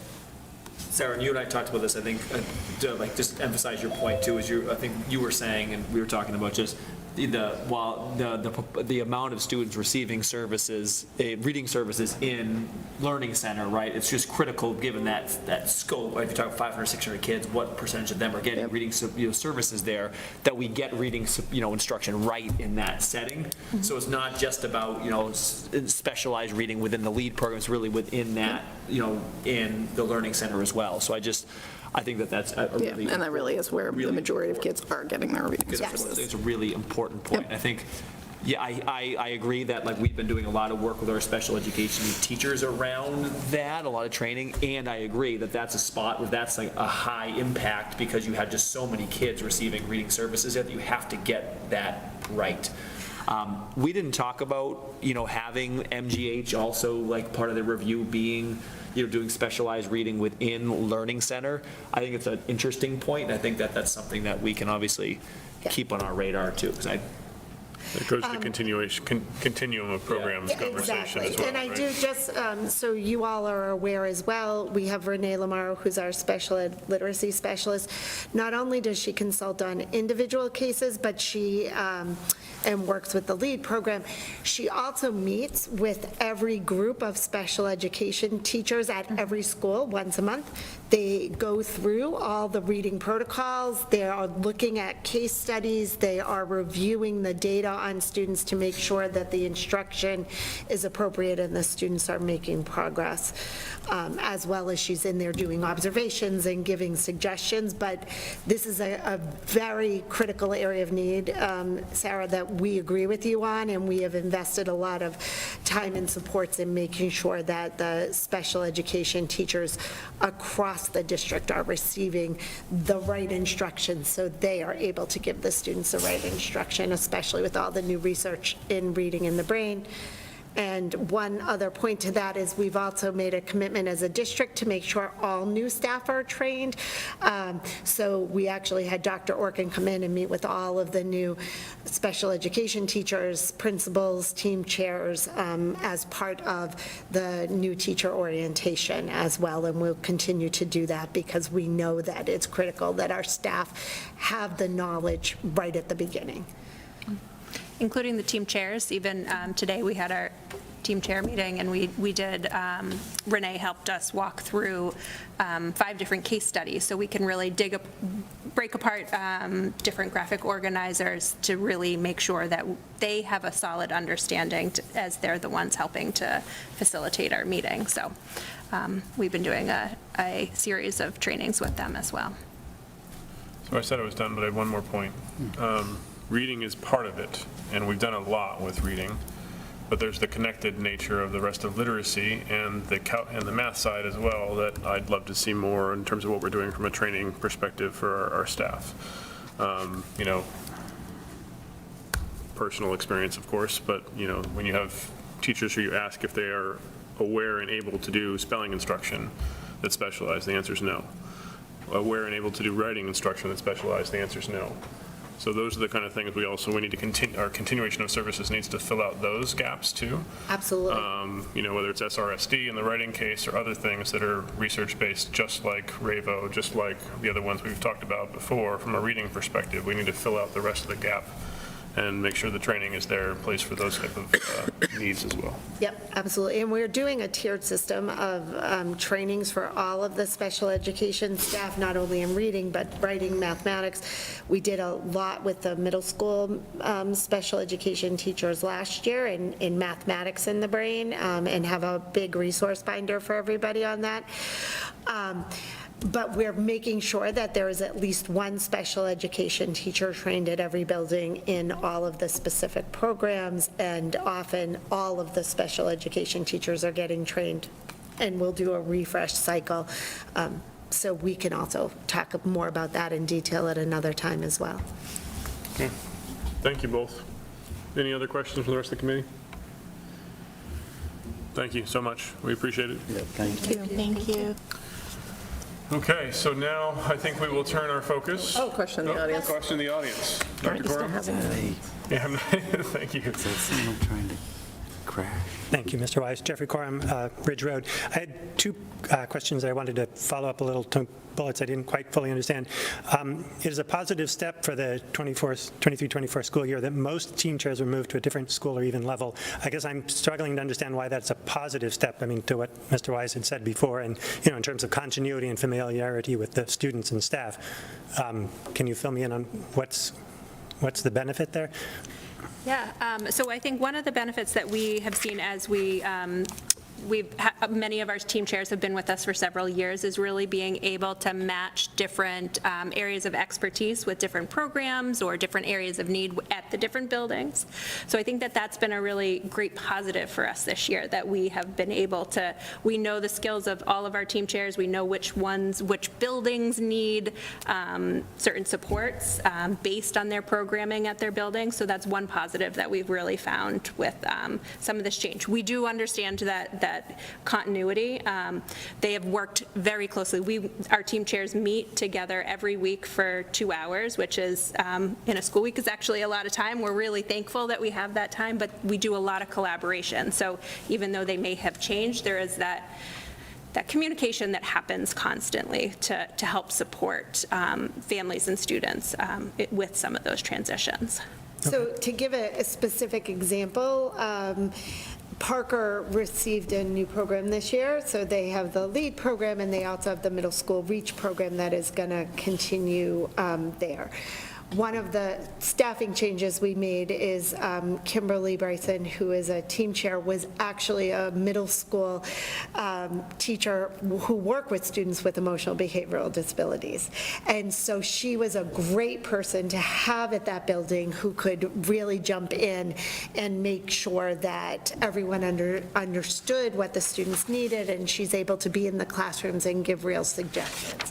So when Allison's talking about matching strengths, it's not just the team process, it's also some of those interpersonal skills and teacher skills to support the learning of everybody.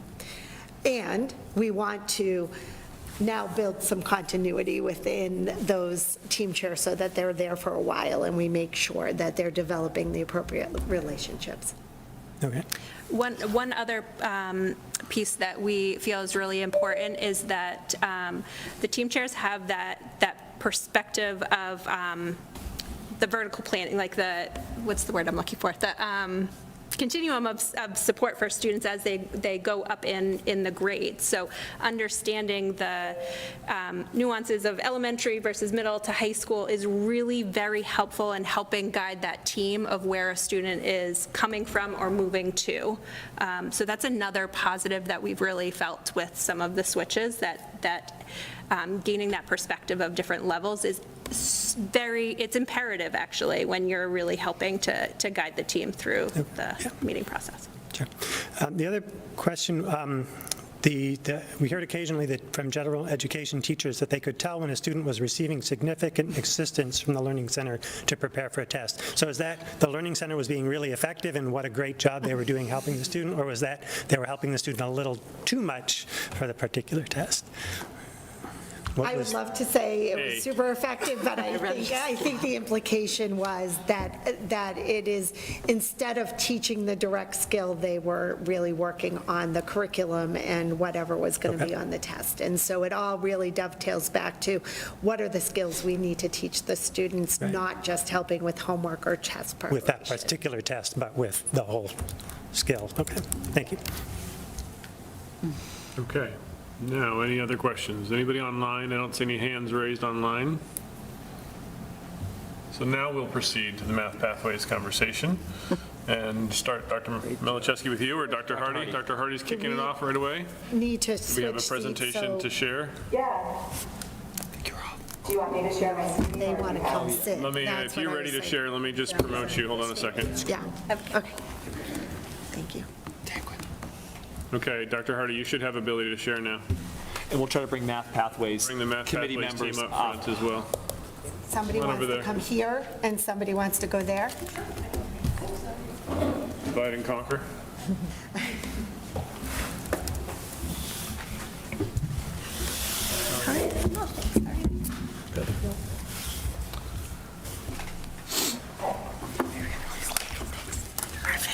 Okay, Well, we sir. are really excited.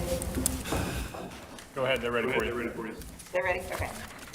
We're really excited to share out some of the work that's been happening this fall, and I'm really fortunate to have some members of our Math Pathways Advisory Committee and our leadership team here tonight to help. So I'll do some quick intros, and then we'll get started. So we have with us tonight Marianne Lynn, who is our STEM curriculum coordinator, and Allison Williams, who is our math department head at the high school, and they're gonna both assist in our presentation tonight. In addition, we have a couple of committee members who are here and will also assist in our presenting. And so online with me tonight, we have Alyssa Nelson. Thanks for being here, Alyssa. And then I believe in the audience, we have Julia Bonaringo. And we also online have Peggy McElhaney joining us. And I believe also in the audience, we have some of our members of our team also who are here to listen in and perhaps help answer questions. So we also have Lena Williams, who's our head of guidance, and Dr. Milichewski was on our committee as well. So he'll be contributing and helping. So hopefully I got everybody who is in the room and everybody who is online. We'll jump right in. So just to give you a quick overview of what you can expect in the next few minutes, we're going to start with just some information about what Math Pathways are for folks who might be wondering what we're talking about. Then we're going to go through what the major tasks of the Math Pathways Advisory Committee were, and through those tasks, we'll explain a little bit of what we learned by working with this advisory committee. And then finally, we'll end with the strategies that we were able to extract from working with the advisory committee and meeting with our leadership team. So, okay. So what is the Math Pathway? Simply, in the most simple terms, it's the order that our students might take their math classes and how they build on themselves, and that there can be a variety of ways that students go through those courses and different spots that they land in, and different courses that they take by the end of their high school career. I wanted to also start tonight just by having in the presentation for you to read. This is the mathematics vision statement that has been created in our district. We think it's really important that we are putting forth the idea that we want all of our students in any math class they take in the Reading Public Schools to be learning rigorous math, to be in courses that really foster productive struggle so that students see themselves as mathematicians and feel capable and are ready to use math in college and career for whatever they decide to do. And this flows into kind of some important beliefs that guided the work that we've done with our committee. We really believe that our students need to have options in math, and that math should provide them with opportunities and not with obstacles for their future, their post-secondary goals. We don't think that a student's final place that they're going to arrive in math should be decided in 6th grade. We think that students should have lots of opportunities over their secondary career to decide what they want to study in math. And we really think that conceptual understanding for our students should guide if they're going to accelerate in math and when that happens, if they decide that they want to. And so we want to make sure that there's lots of options. So when we talk about a math pathway, this is a visual sort of the traditional math, on-grade math pathway.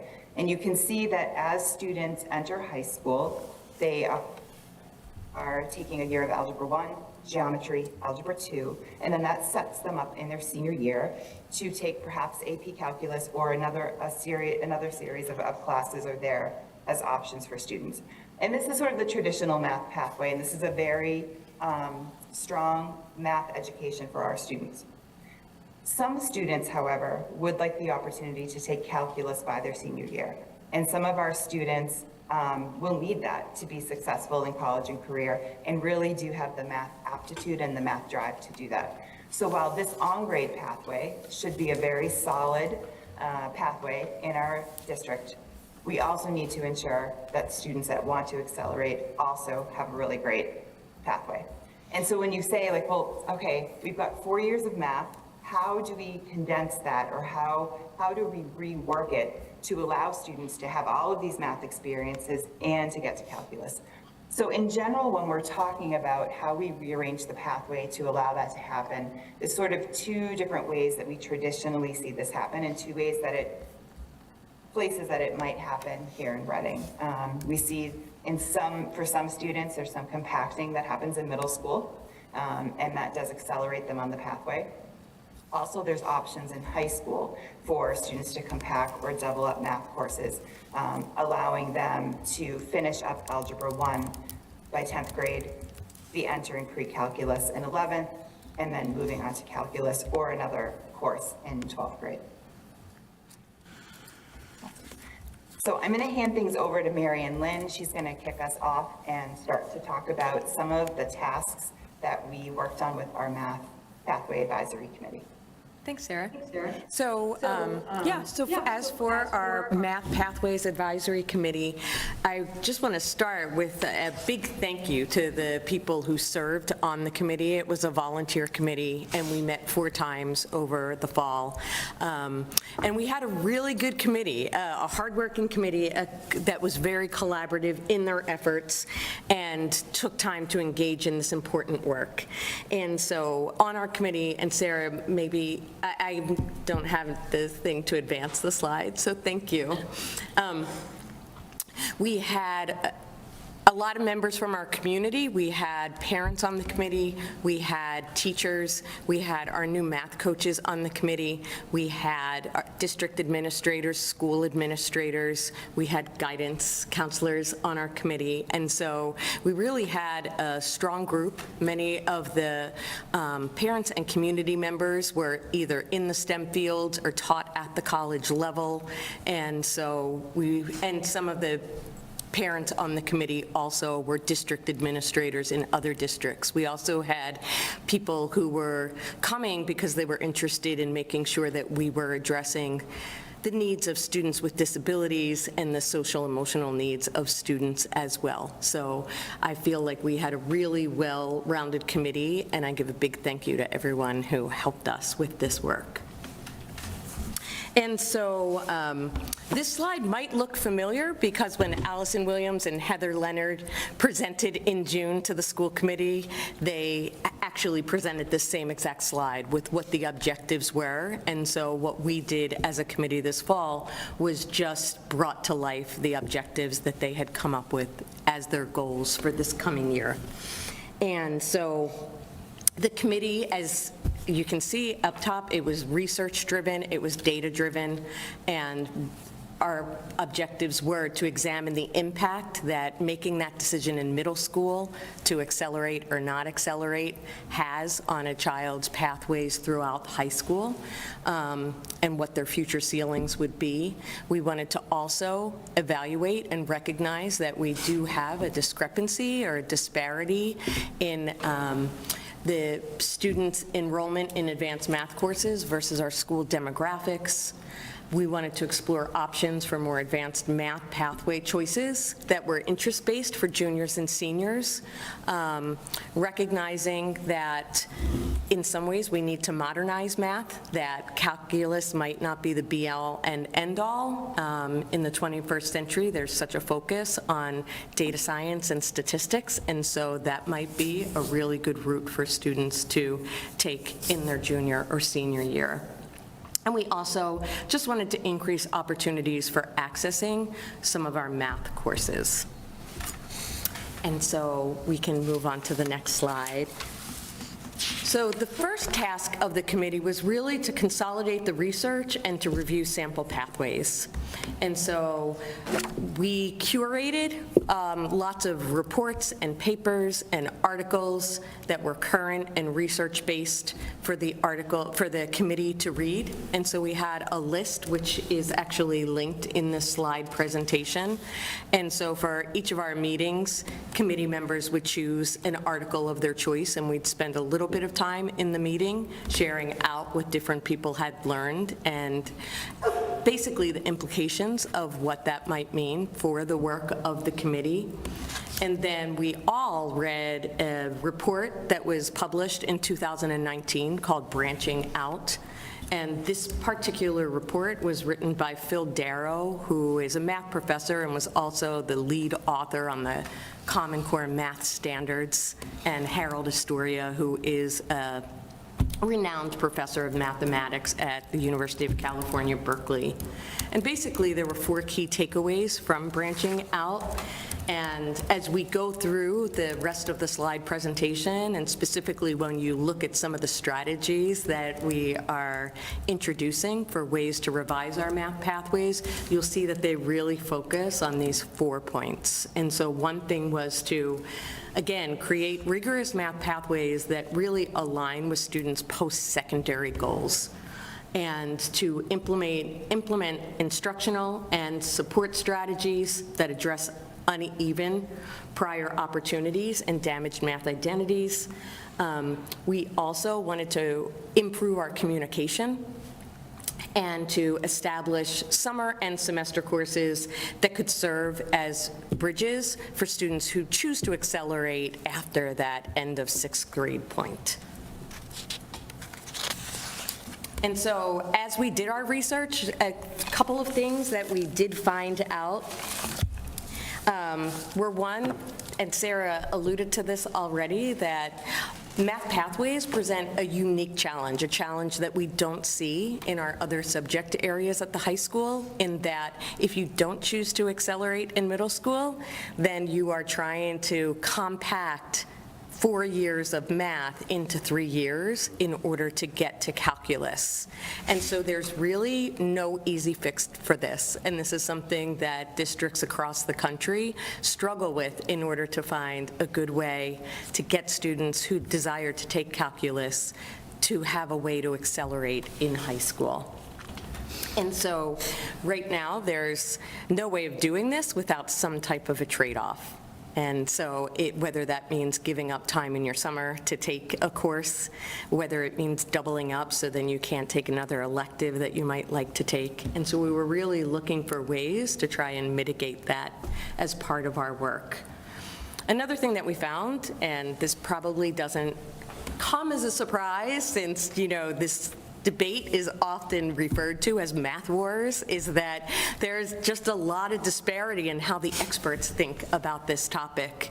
And so you'll see information from some of the national math organizations saying there shouldn't be this race to calculus. Like, we really need to establish the foundation so that students are well set up for when they go to colleges. And then you have some college professors who are saying students should be coming to college with calculus, among others. And the next couple of slides just have quotes from some of the key articles and reports that we were using. And I won't go through them, but they really get at that issue that we do see differences in how the experts think about math pathways, which makes it challenging for us to figure out the best route. But as I mentioned, we did have a really good committee who did come up with lots of suggestions for us. Yeah, can I say something on that too? It's just really taken me a while personally to come to that same realization that like experts in the field truly disagree on this. And even watching the committee really grapple around this, I continued to search all the way to try to find some sort of angle of where leaders would sort of be pushing for, or to have people in the community who I really trust who would like kind of coalesce around one idea or pathway. And it just, it's here. It's an impossible dilemma to try to solve. And I love how you said trade-offs, but I just didn't give in to that belief until really recently. And I think that that is an important sort of lens to go into this, that I think what is proposed by the committee is really going to move the needle forward for our community, yet it's not going to be enough for people unless there's sort of this understanding of just the complexity of which the dilemma which we're grappling with. So I just wanted to share, because if you had asked me at the beginning before this process started, I thought our presentation tonight would look a little bit different than it maybe is tonight. And I think that that just speaks to this, like the complexity of just people who we really trust in the field and in our community as, you know, what's the best path forward? What does research say? What are the best trade-offs? Is just there's no easy path forward. So I think you've done a really nice job illuminating that. I also just wanted to share that for me has been, I think, a really interesting kind of growth for me, I think, in the past couple of months as I've gone through this work with the committee. Same for me, Tom. I will say the same thing, yeah.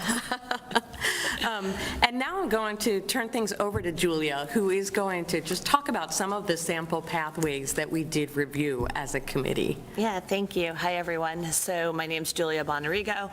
It was a pleasure to serve on this committee. I have two girls who are currently in 7th grade and 4th grade here in the district. And, you know, part of what we did as a committee, in addition to looking at the research and the articles, was look at other pathways that exist in other states and districts to see what from those we might want to take and apply here, not as a lift and shift type of replacement, but more what were the things that we thought could be of interest that we might want to look at, play with in terms of sort of how we structure things going forward.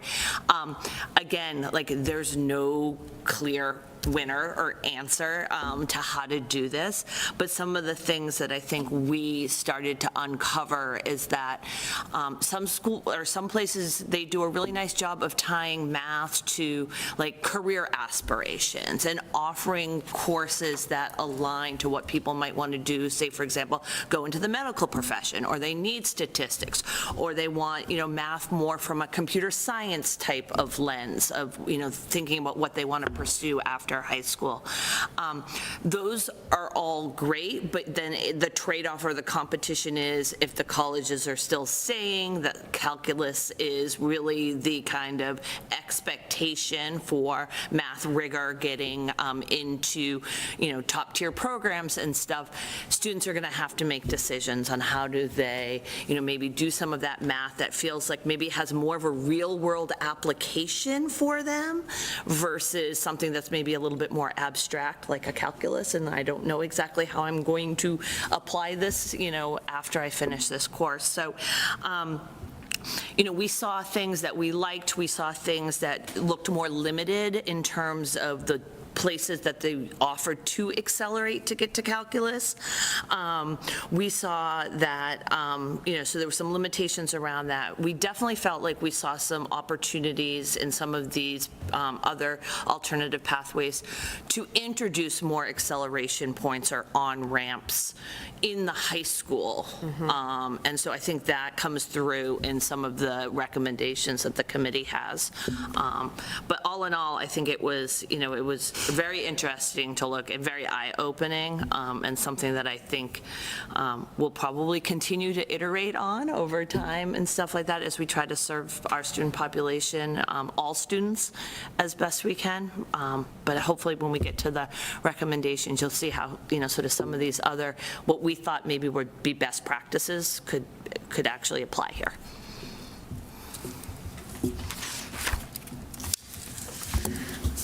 Hi.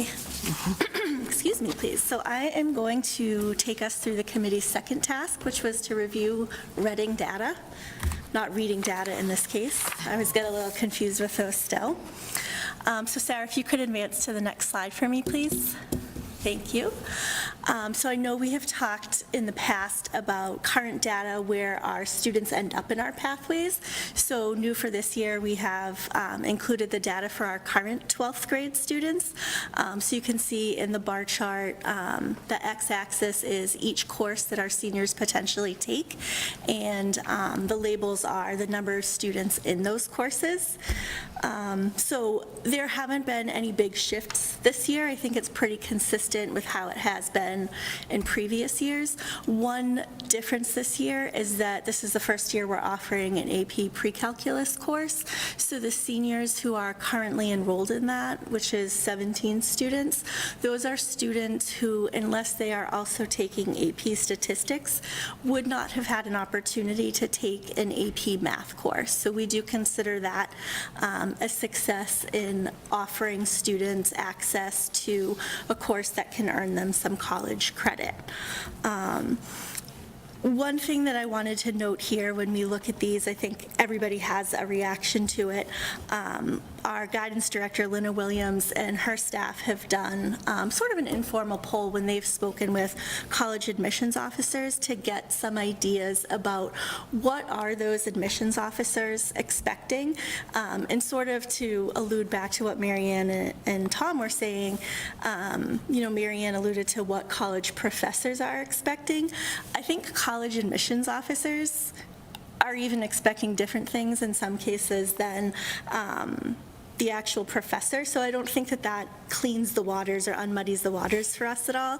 But what I can say is that the smallest group of reporting expects, these admissions officers expect, let me just start that again.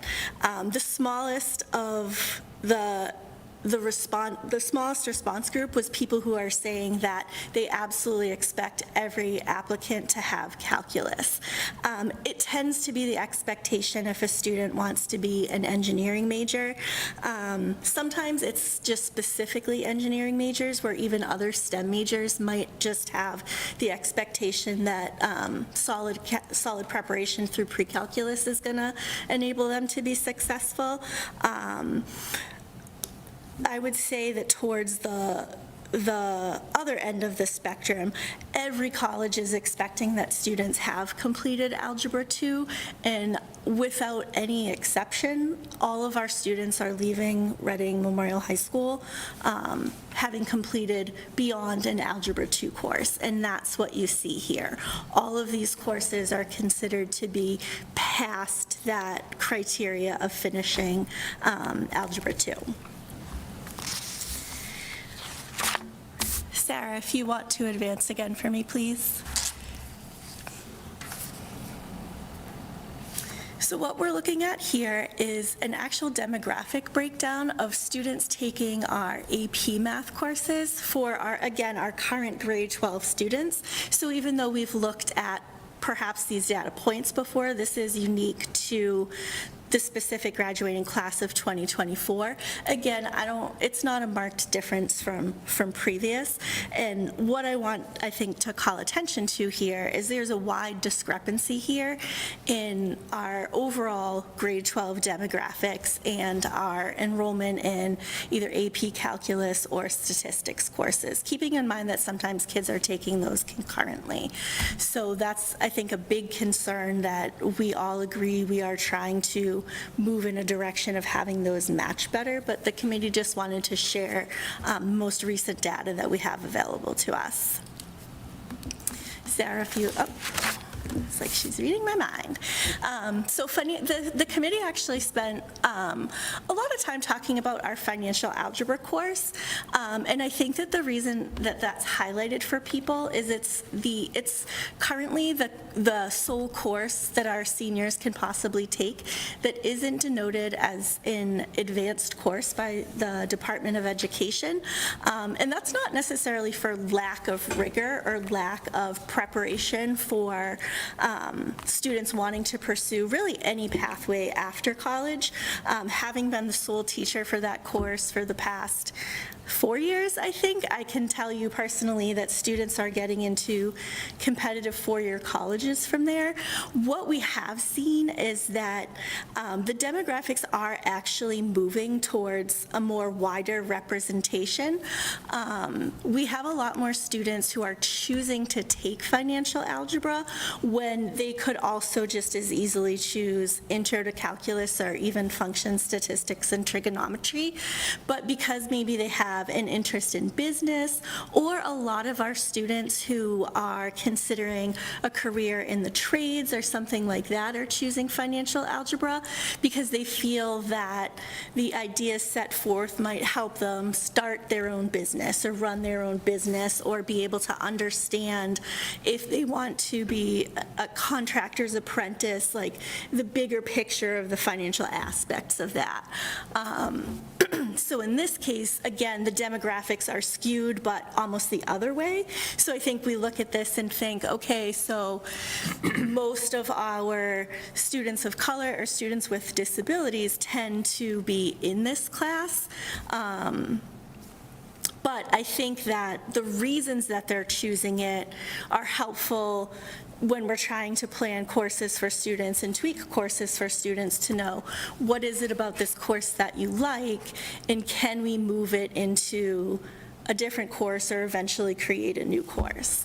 But I think in this particular case, we are moving in the right direction in terms of giving students an option for a course that is more helpful to what they plan their post-high school path to be.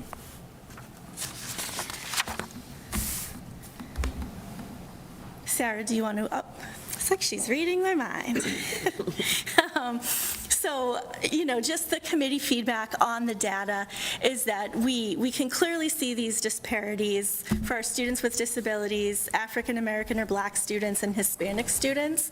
And we've really dug in and tried to understand what are the reasons for these disparities, and trying to explore ways to enhance the inclusivity and flexibility in the overall math pathways. So that takes us to the third task, which is reviewing the current RPS math pathways. And you all have seen this document before. It's the green and blue document, as I like to refer to it, hopefully for obvious reasons. So this particular flow chart, for lack of a better word, is so big, it fits on 2 pages only. So if you're looking at the program of studies, all of this information is on 1 page. And I will say that I was working with Marianne and Sarah and someone else from central office a few weeks ago trying to create a new pathways document that has many sticky notes and colored arrows. It's currently all around the math office downstairs. So this is like my baby. So we're going to start with these 2 pathways, which we're referring to as suggested pathways. I would say that these would be like the top one is our on grade level pathway, and the one on the bottom is our first and earliest acceleration opportunity for students. So for the top on grade level one, that probably looks similar to what most of us experienced in high school. You took 6th grade math, 7th grade math, 8th grade math. In 9th grade, you took Algebra 1, Geometry, Algebra 2. At that point, every person has really met the expectation that they have the content needed to get into pretty much any college program or be successful and test into, I would say, like a college-level math class once they get there. And then it specializes senior year with a variety of different options. And then currently, again, our first and earliest opportunity to accelerate a pathway is to condense 7th and 8th grade math in the 7th grade year, take Algebra 1 as an 8th grader, and then the students would progress through Geometry, Algebra 2, pre-calculus, and then usually either AP Calculus or AP Statistics as seniors. So those are the big 2 options. So Sarah, if you want to advance. this is where the fun happens. I think what changed for me as a student graduating from high school and then becoming a teacher 5 years later, coincidentally at the same high school, is more kids wanted to take calculus, which is exciting. I like calculus. But I think, we allude to that 4 years of math in 3 years issue where we really have to get creative in finding ways to enable students to do that. So currently, just at the high school level, we have 3 different, I would say, on-ramps for acceleration for students. And even as recently as yesterday, I attend periodic meetings of a math leaders network that's sponsored through DESE, and I met with a small subgroup of, people with the same interest of this math pathways work yesterday, and we were each describing our sort of on-ramps for acceleration, and I feel like people are always impressed that we have so many opportunities here in Reading and so many opportunities throughout a student's really first 3 years here at the high school. So the 3 opportunities, and these all involve some sort of summer work or doubling up. So the first one is that students can participate in a summer geometry program, and that takes place between freshman and sophomore year. Then students can choose to double up during their sophomore year in geometry and honors algebra 2. So that acceleration on-ramp is in sophomore year.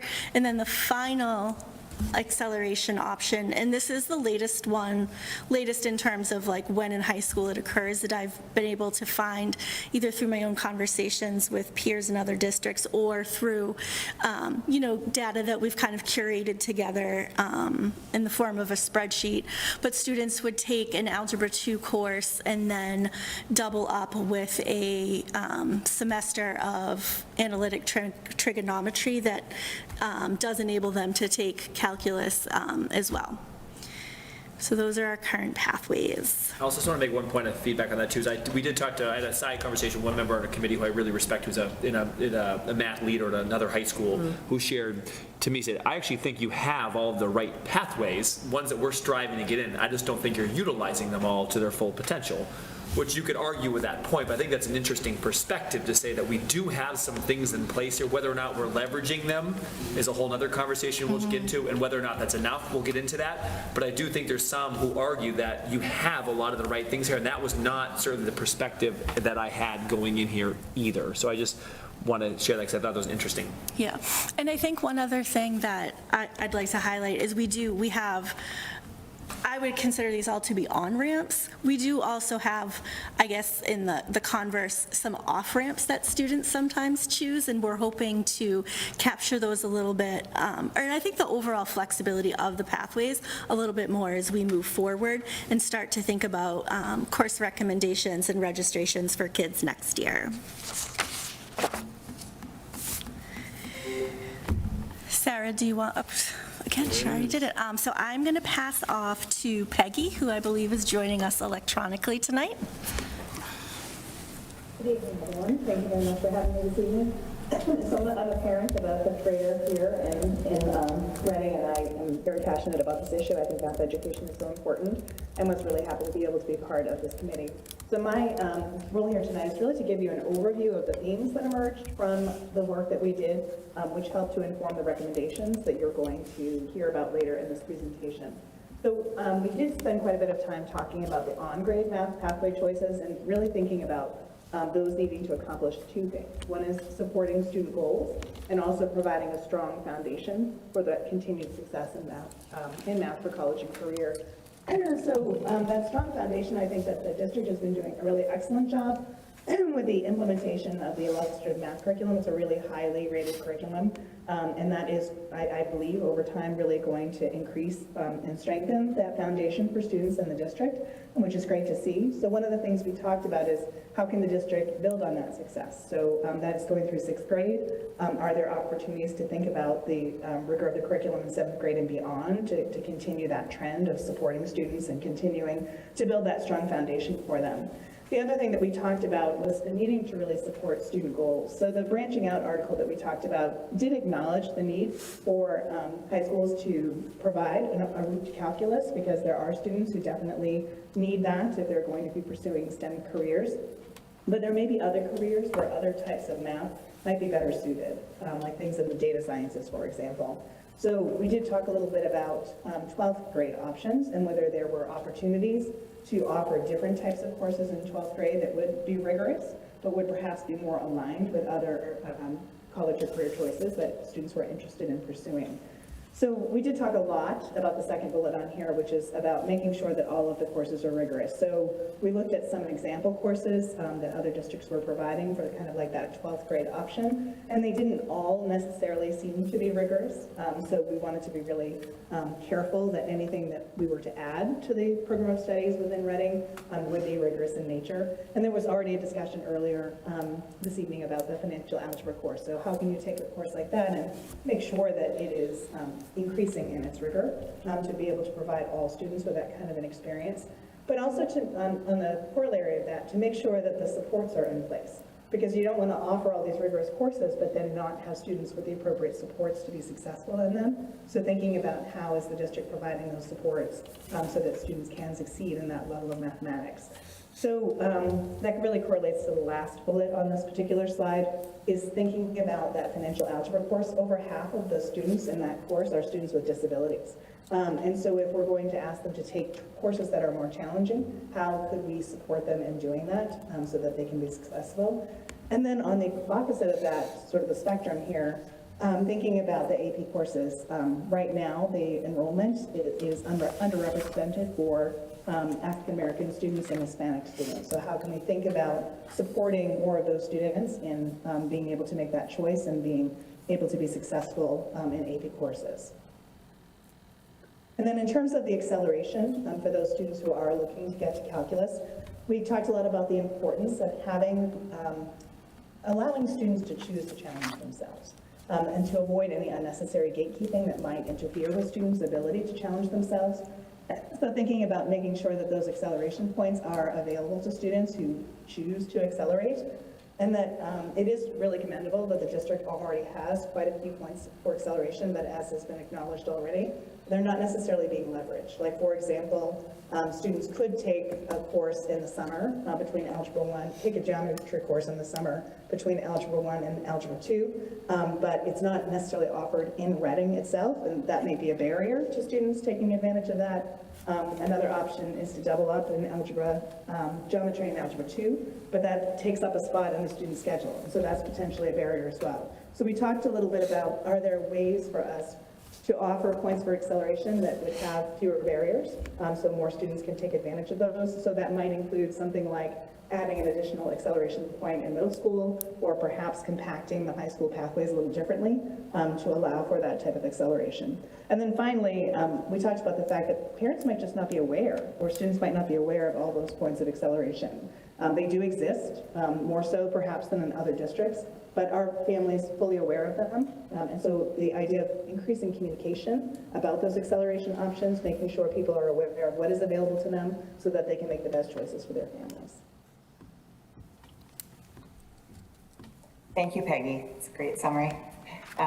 We did spend, as Allison and Peggy said, we did spend a lot of time looking at our current pathway. We wanted to ensure that that the committee really understood the ins and outs of it. And I have to say that one of the interesting things is as we went through and sort of dissected what we thought the obstacles or challenges are, they really held true to the work that had happened before. And so when we were thinking about strategies for moving forward and for making some of the improvements that we're going to present next, we really came back to sort of these 4 challenges that you've heard us talk about over and over again.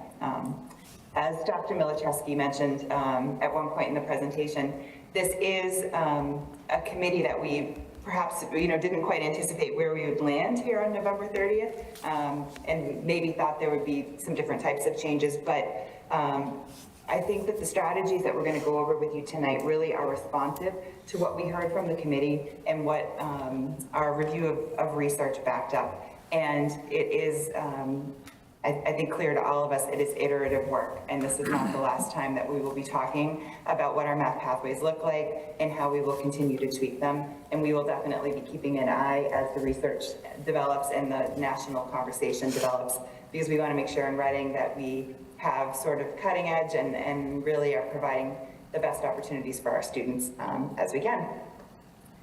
So next steps. Overall, we have 6 broad strategies. We're going to look at systems and structures that will support our students. We're going to address specifically some options for middle school acceleration. We want to refine that grade level on grade pathway. You've heard us, for grade 12, you've heard us talk about that a lot tonight. Improve supports for the current acceleration points, so make sure that those are leveraged and used. There are some students in our district we want to intentionally support, our students with disabilities, students of color. And then we also want to make sure that we are leveraging communication to make sure that our families and students are able to make the decisions that they want. We, as best we could, are giving you some information about the timeline for the action steps that we're going to take. There's a lot of tasks that we will be tackling in the upcoming weeks and months, and then some items on here that will be things that we continue to look at. So that first strategy is improving the systems and structures that will support math success for all of our students. And I'm not going to go through these in great detail, just give you a high-level overview, and then we can have any questions, be happy to answer any questions that you have. But as we think about areas that we can leverage, we want to make sure that the time that our middle school students spend on math is enough to ensure that they really are getting the full impact of the curriculum and the standards. So that's something we'll be looking at with our middle school teams to see how we might be able to leverage some more time for math learning. The other thing is that we want to make sure, as we were talking about, that entire pathway contains the most rigorous math instruction for our students. You've heard me talk a lot about the fact that when we conduct a curriculum review and we put new materials in place, that we continue to monitor. And so, as you may remember, we put in place now about 4 years ago Envision Math, starting in grade 7. And it is something that we have continued to monitor. Right now, we have some concerns about what we're not seeing as a result of that program. And so we believe that initiating a curriculum review to take a look at what's going on and why do we have a high quality program in place but not seeing the results that we'd like. We think that will be an important piece to ensuring that rigorous continuum for our students. And then finally, to that piece of support, knowing that all of our students need adequate support to be successful, we want to look at reestablishing the Math Lab concept at the high school, and this is something that we believe would benefit all of our students regardless of the math pathway that they pursue. And so for our second strategy that we looked at was increasing options for middle school acceleration in math. And so we came up with 2 things that we would like to try this year. And one is that as part of the acceleration process, one of the criteria is that students entering 7th grade take an assessment. And so we thought that possibly if we lowered the cutoff range on that assessment, of the grade on the assessment, and to encourage more students to take that acceleration pathway, that might be one option that we could use. Having said that, we recognize that we would definitely need to have conversations, or that teachers and administrators would need to have conversations with students and families just to let them know what that would mean in terms of the rigor of the class for the student that might be choosing to opt in to that 7-8. And a second option in middle school that we'd like to look at in the spring is an alternative for 8th grade acceleration. And so presently, the way that a student can start acceleration in 8th grade is for them to do summer work and to take an assessment. And what we have found through our studies is that it's not an option for all students, and it's not equitable in terms of doing that summer work, and that sometimes parents are hiring tutors in order for students to have success in that way. So we don't have an idea yet, but what our idea is forming a working group to try and figure out what that other pathway to acceleration in 8th grade will be. And so our third strategy is to really look at that on grade level pathway in high school and thinking about the courses that our 12th grade students land in. And we really wanted to make sure that those align better with the college and career goals that we see our students pursuing. And so we are making some tweaks to those final 12th grade courses just to better refine the content and make sure that it's more specific to what our students are looking for. And so for our fourth strategy, we're looking to improve supports for current acceleration points in the high school. And as a few presenters have already mentioned, right now, the summer geometry program is not offered in Reading. And so one of the things that we are looking to do for next summer is to offer summer geometry in Reading for students who have done well in Algebra 1 and might want to accelerate at that point. And so right now, students have to get pre-approved to take a course outside of district. And again, we're just finding that that's utilized by a very limited number of students, maybe about 5 per year, and that it's not necessarily, it's not equitable. We're also looking and very much interested in investigating, do more investigating into the integrated math approach, which, as Sarah was saying earlier, our current system is that you have geometry sandwiched between Algebra 1 and Algebra 2. And what we're seeing in some of the research and what some districts are starting to do is to actually have integrated courses in grades 9 through 11, which actually are a combination of statistics, trigonometry, algebra, and geometry.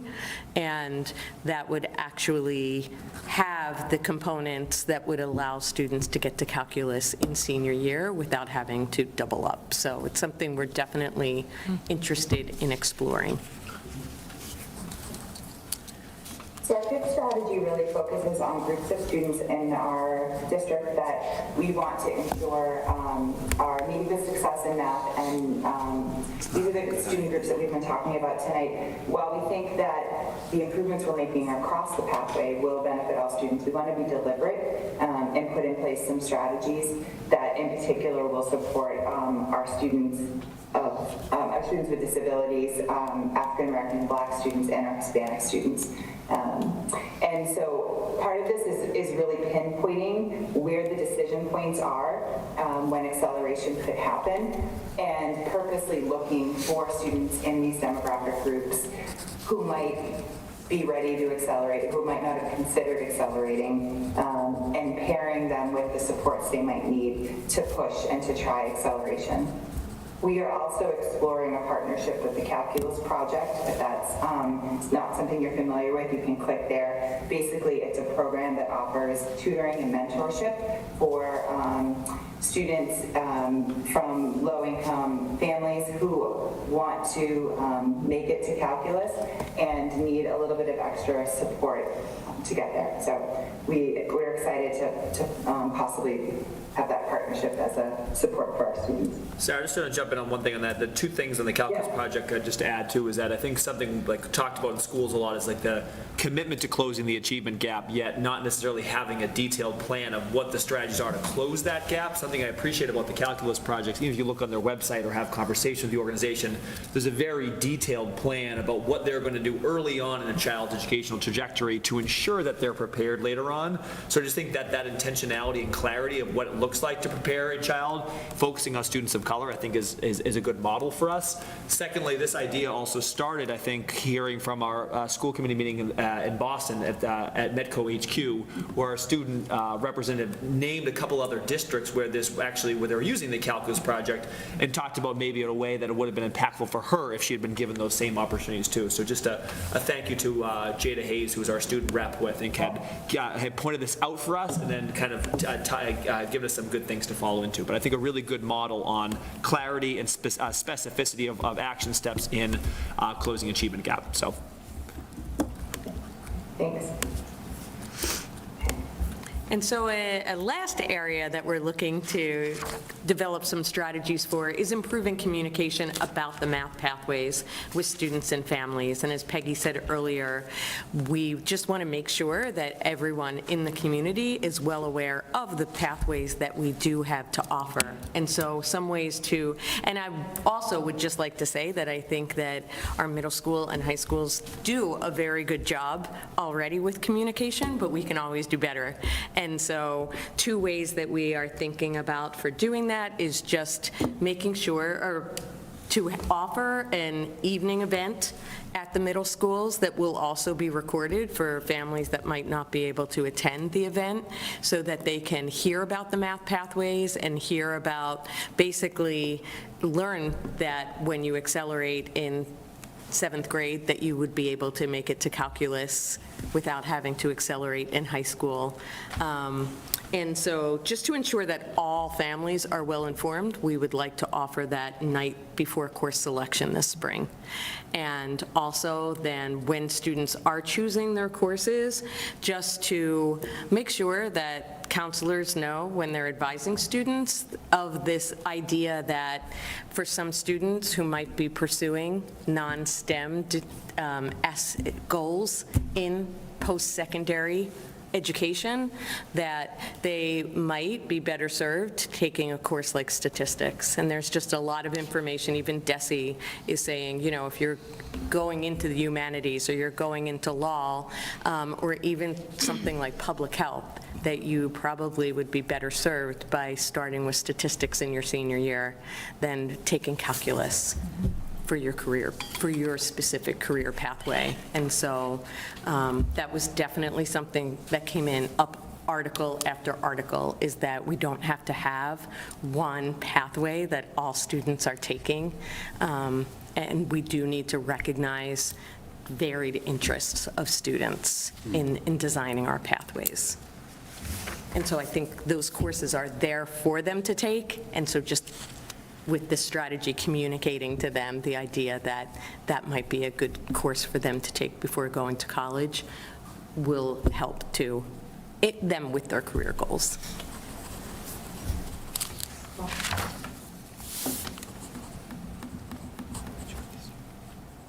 Oh, sorry. Bonus slide. Bonus slide. Sorry about that. What's the bonus? I think you said covered most of You already got it covered. Yeah. Thanks. I think you got it. Awesome. So I just wanted to end by reiterating, Marianne did a nice job of thanking our committee earlier, but it really was a commitment for the folks that came, and they were really willing to offer their time and expertise. And the thing I loved about this committee was that they were very comfortable disagreeing with each other and sort of saying, I hear what you're saying, but what about this? And those really are the most productive working groups, when people can offer a variety of opinions and discuss something. And so I think that really contributed to the good outcome that we've had. And very happy to have met a lot of the folks who are on the committee and had the chance to work with them.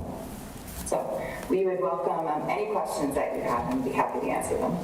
Great. Thank you, Sarah, and committee members. It's great to see the collaboration even in the presentation. So those of you that are parents, thank you for coming and are virtually joining as well. So committee members, looking to you. Carla's got her hand up first. We'll start there. So I am so happy. Thank you so much. And I'm so happy because this has been a conversation that we've had in our family for 12 years. So it started in my oldest in 6th grade, and we were having, like, even hearing what you were talking about with the different, what the research is saying, that was happening 12 years ago. Not every kid's going to get to calculus, you know, not every child is going to get there. But it was like everybody was obsessed with, my kid has to get there. I have 4 children. They my 3 in college are in STEM, and they all took an absolute different path. So having these opportunities we need to provide the opportunities so the students can choose what's best for them when they're ready for it. So this may sound like a dry presentation. To me, it was very exciting to hear. So, couple of questions. The geometry course that's offered in the summer, that's not currently paid for by the district? Correct. Right. No. It wasn't last year, I know that. Didn't exist last year. It didn't exist last year. We've, over the past couple years, since COVID, we stopped it right before COVID, and then after, we wanted to preserve the pathway, but immediately after COVID, nothing was in person, so in an effort to still give kids the opportunity, we as a high school staff said, okay, you find something that works for your family's budget, for your family's time frame. People submitted syllabi to me, and I said, looks great. And that's what we followed for the past couple years as well, and we're finding that we want to have a little more control over the content and the experience kids are getting, while also making sure that the opportunity is equitable for kids. I love the idea of offering it in Reading. Yeah. Right? So that would be great. The math lab, it's come on, it's come off, it's come on, and whenever it went away, my kids were always like, why don't they have it? Because they could just pop in, even just walking to a class, pop in and ask questions. So I'd love to hear that that's coming back. I love to hear that the aligned course, that we align, to align the courses with the college career choices. That's huge, and I think it makes more sense to kids because they're hearing mom and dad saying, you got to get to BC Calc, to Calc, but it doesn't make sense to them. I think when you say to them, if you're going to end up in this career path, this is the math path you want to take. I think that's just more helpful and makes more sense to people. And I love that middle school option of that acceleration in 7th grade as well, because like I said, you can have a student who's ready in 6th, but may not be, I had one of those. One was ready in 6th, one was really ready in 7th, but they all got to where they needed to be in different ways. So honestly, thank you so much. It sounds like it was a fascinating committee to be on. I think Aaron was first, too. We'll come to Sarah. So I have a number of comments and questions, so just cut me off if I'm going too long. Questions. So thank you to this committee. I am very excited that this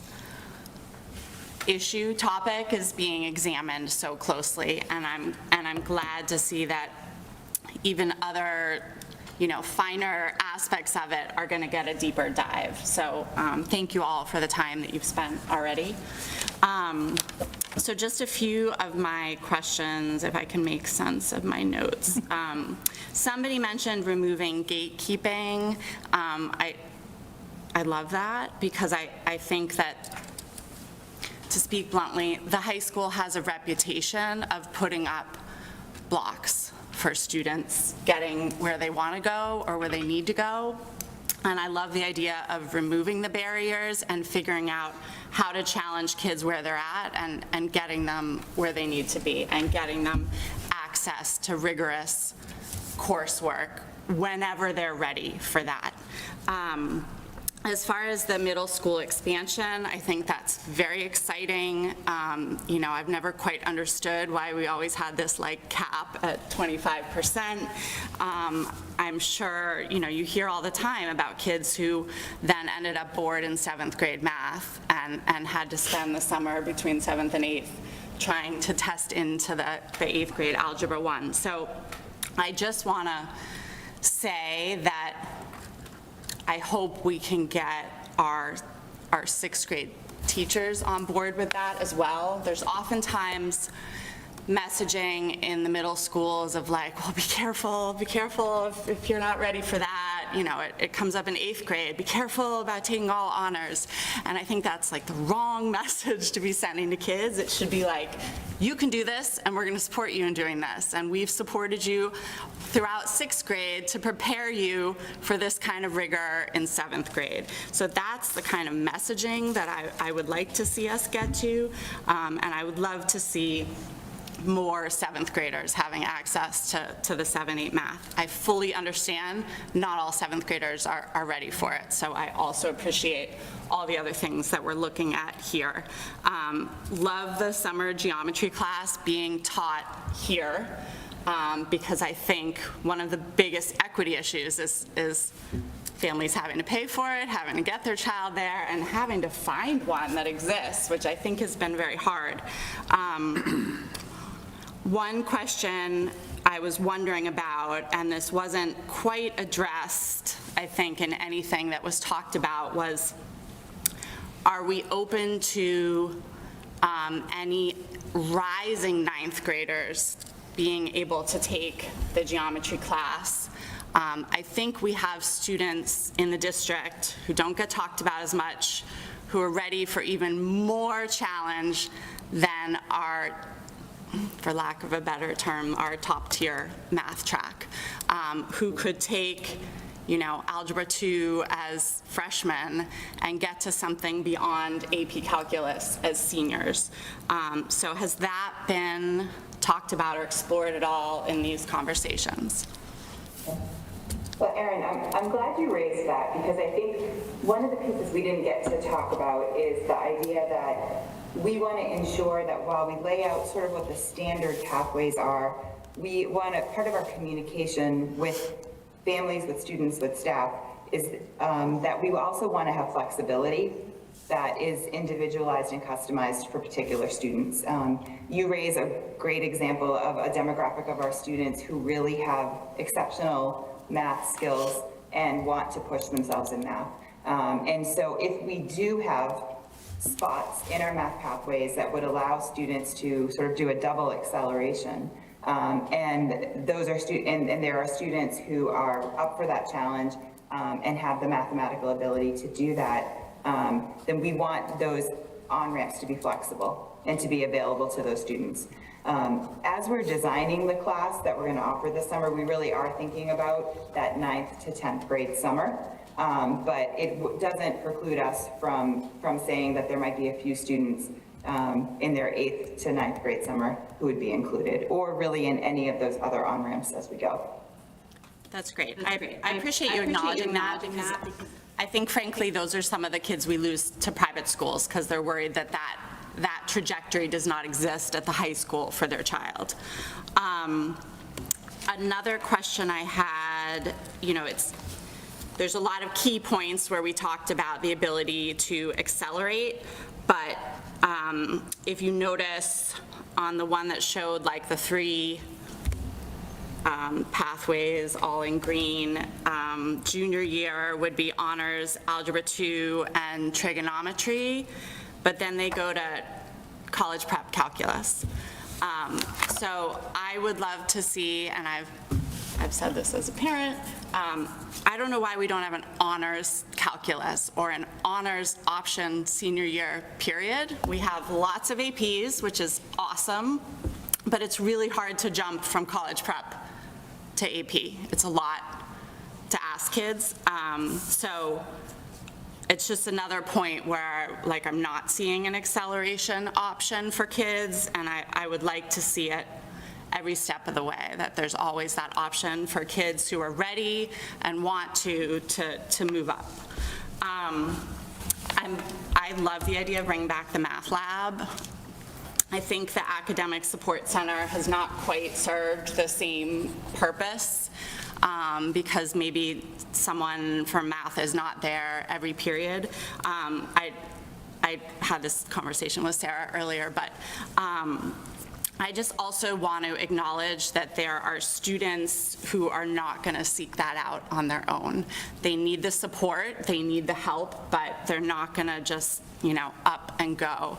So I've said this about the Academic Support Center, but I feel the same way So I'm just taking the opportunity to say it publicly that, there needs to be a point where if a student is struggling, where families are looped in, where students are referred for the additional support, and where students are set up for success in seeking that support. It's awesome that our math teachers want to offer that support. I think it's so fabulous, but we have to make sure that we're helping all our students take advantage of those supports. I think my only other thing that I think I brought up when you presented in the spring, but I'm still curious, I would love to see the data on our students who are dropping off of our accelerated pathways. So what kind of students are coming to us from algebra in 8th grade, but then, dropping down after geometry or dropping down after algebra 2. I would just be really curious to see those numbers. I think that's it. Thank you. Okay. Before I go to you, I just want to point out, and just so everybody's, at least what I heard from Aaron there, and tie it to earlier conversation, the math lab is tier 2. Mm-hmm. We need to associate that properly and associate the referral mechanism that Aaron brought up as tier 2. And it should, I 100% agree that there are so many students at the high school that will need it, but will not go for it because nobody's telling them to go for it. Mm-hmm. Inclusive of home. I'm probably one of the biggest parents' rights people on the board, but there are sometimes parents just aren't even aware or aren't even know, and sometimes the communication between staff and parents is still a challenge as well. So we need to figure out how to improve that process when it comes back, or whatever's here now in that same concept. Can I respond to that a little? Absolutely. Do we have time? Yeah, so I think that there's been a lot of questions too about why we want to, I guess, maybe revert back to a math lab versus the more school-wide academic lab. And I think that the math lab is something that we started doing it in the math department, I want to say my first year here 10 years ago, and it worked really well because, Erin, we appreciate the credit that math teachers were just really invested in it. It was located in close proximity to the math classrooms and the math department office, so I think that we were able to kind of have a lot of control over who was in there and inviting kids. And there were times when, a math teacher might, if the math teacher another teacher knew that I was going to be in there during B block, they would say, hey, I finally convinced this kid to come, maybe you could just look for them in the hallway, and we really could have a lot of control over it. And it's super scary, I think, especially for a younger student to walk into a room where there's a teacher they don't know and older students, but we felt that because it was kind of close to where we were, it was perceived to, I don't know, it's psychological, but it was perceived to be this inner sanctum, and it was almost oh, I'm so cool, I get to go into the special math area. Whereas here in the library, it's a little bit more public, it's a little bit more far-flung. I could have a student say, Mrs. Williams, I'm going to the math lab right now. And then I find out 20 minutes later, no, that kid never came here, and I just have no control over it. So I think that that's what worked for the math lab is it was such a small sample size that we were able to have a lot of control over it and really work for it. In terms of referring, I think now, because there's not a math teacher every time, if you want to say to a student, I think you should go to math lab, it involves you sitting down, looking up their schedule, seeing when their studies are, seeing who's in there, and kind of doing a lot of legwork, and it's not a quick conversation. Whereas with the math lab, if it's staffed a little more to full capacity, I can say, with certainty, there's going to be someone in there every block except for the ones that I know. So, you have study D block, you can go to the math lab. I can guarantee you that it will be open. So I think that that's helpful. And I will say that Math teachers themselves often suggest to students that they go.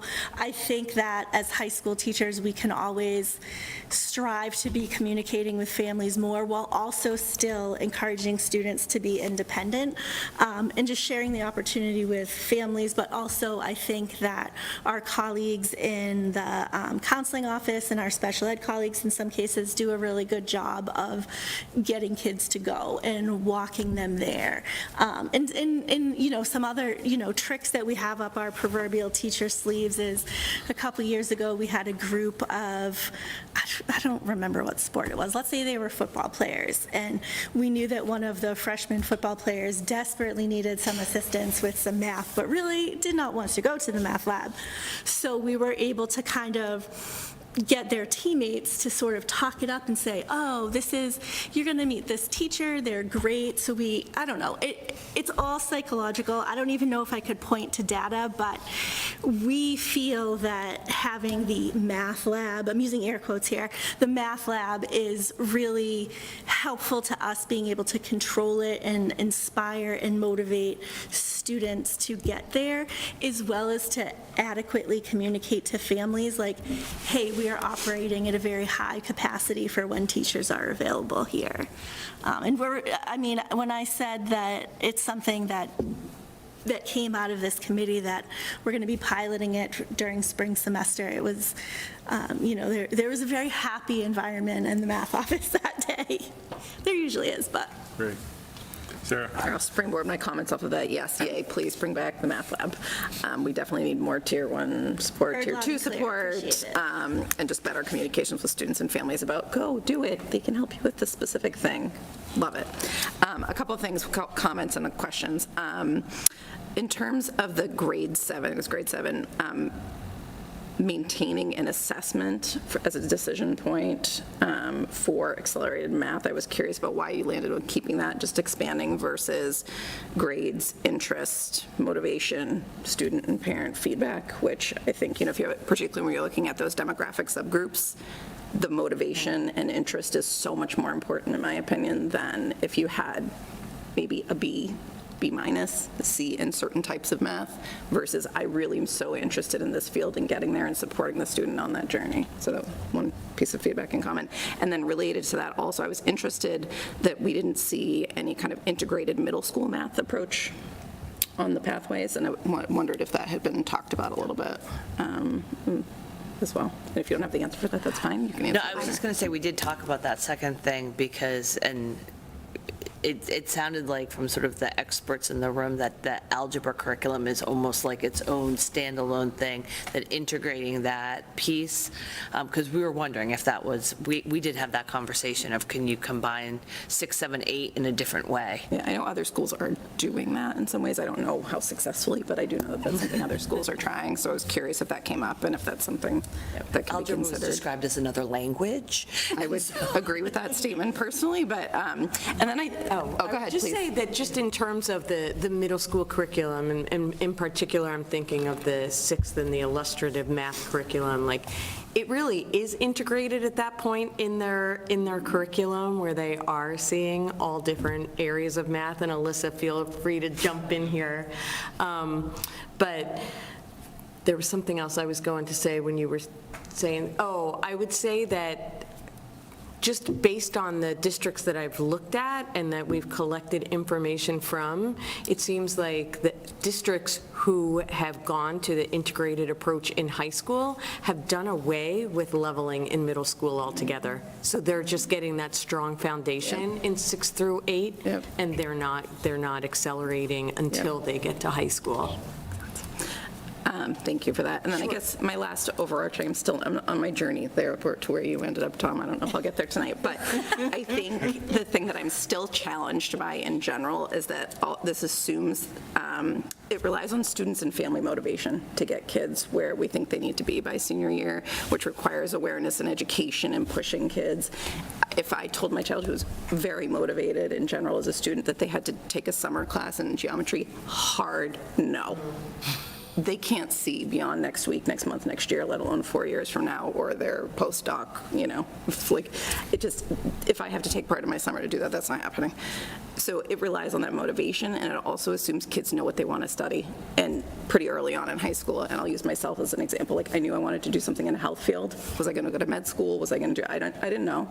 But I had to make those decisions early on, and so I knew I had to take calculus, even though I wasn't sure if I was going to need it. Didn't go to med school, but I do work in a health field, so I didn't. So assuming that a 9th, 10th grader, 7th, 8th grader knows and wants to be motivated to get there, we're putting that pressure, I feel like, on students and families still.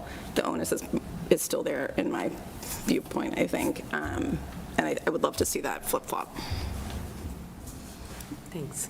I think you raise an important point, Sarah, and we want to make sure that there's lots of points along the way for students to change their mind, because they may not come to a realization of what they want to do until they're a little bit further down the line in high school. But you raise back the dilemma we started with, I think, that we somehow have to condense or get 4 years of math into 3 years of math. And so there is going to be some trade-off, and for some students that summer geometry is not going to be the right trade-off for them, but maybe the doubling up will, or some other solution. But you're right, there is, that's why this is still an iterative process. Yep, agreed. Because we haven't landed at a perfect solution. Agreed, and I would say even most kids don't know what they want to do till they're in college or beyond, so. Yeah, I know. It's not even high school, so, yeah.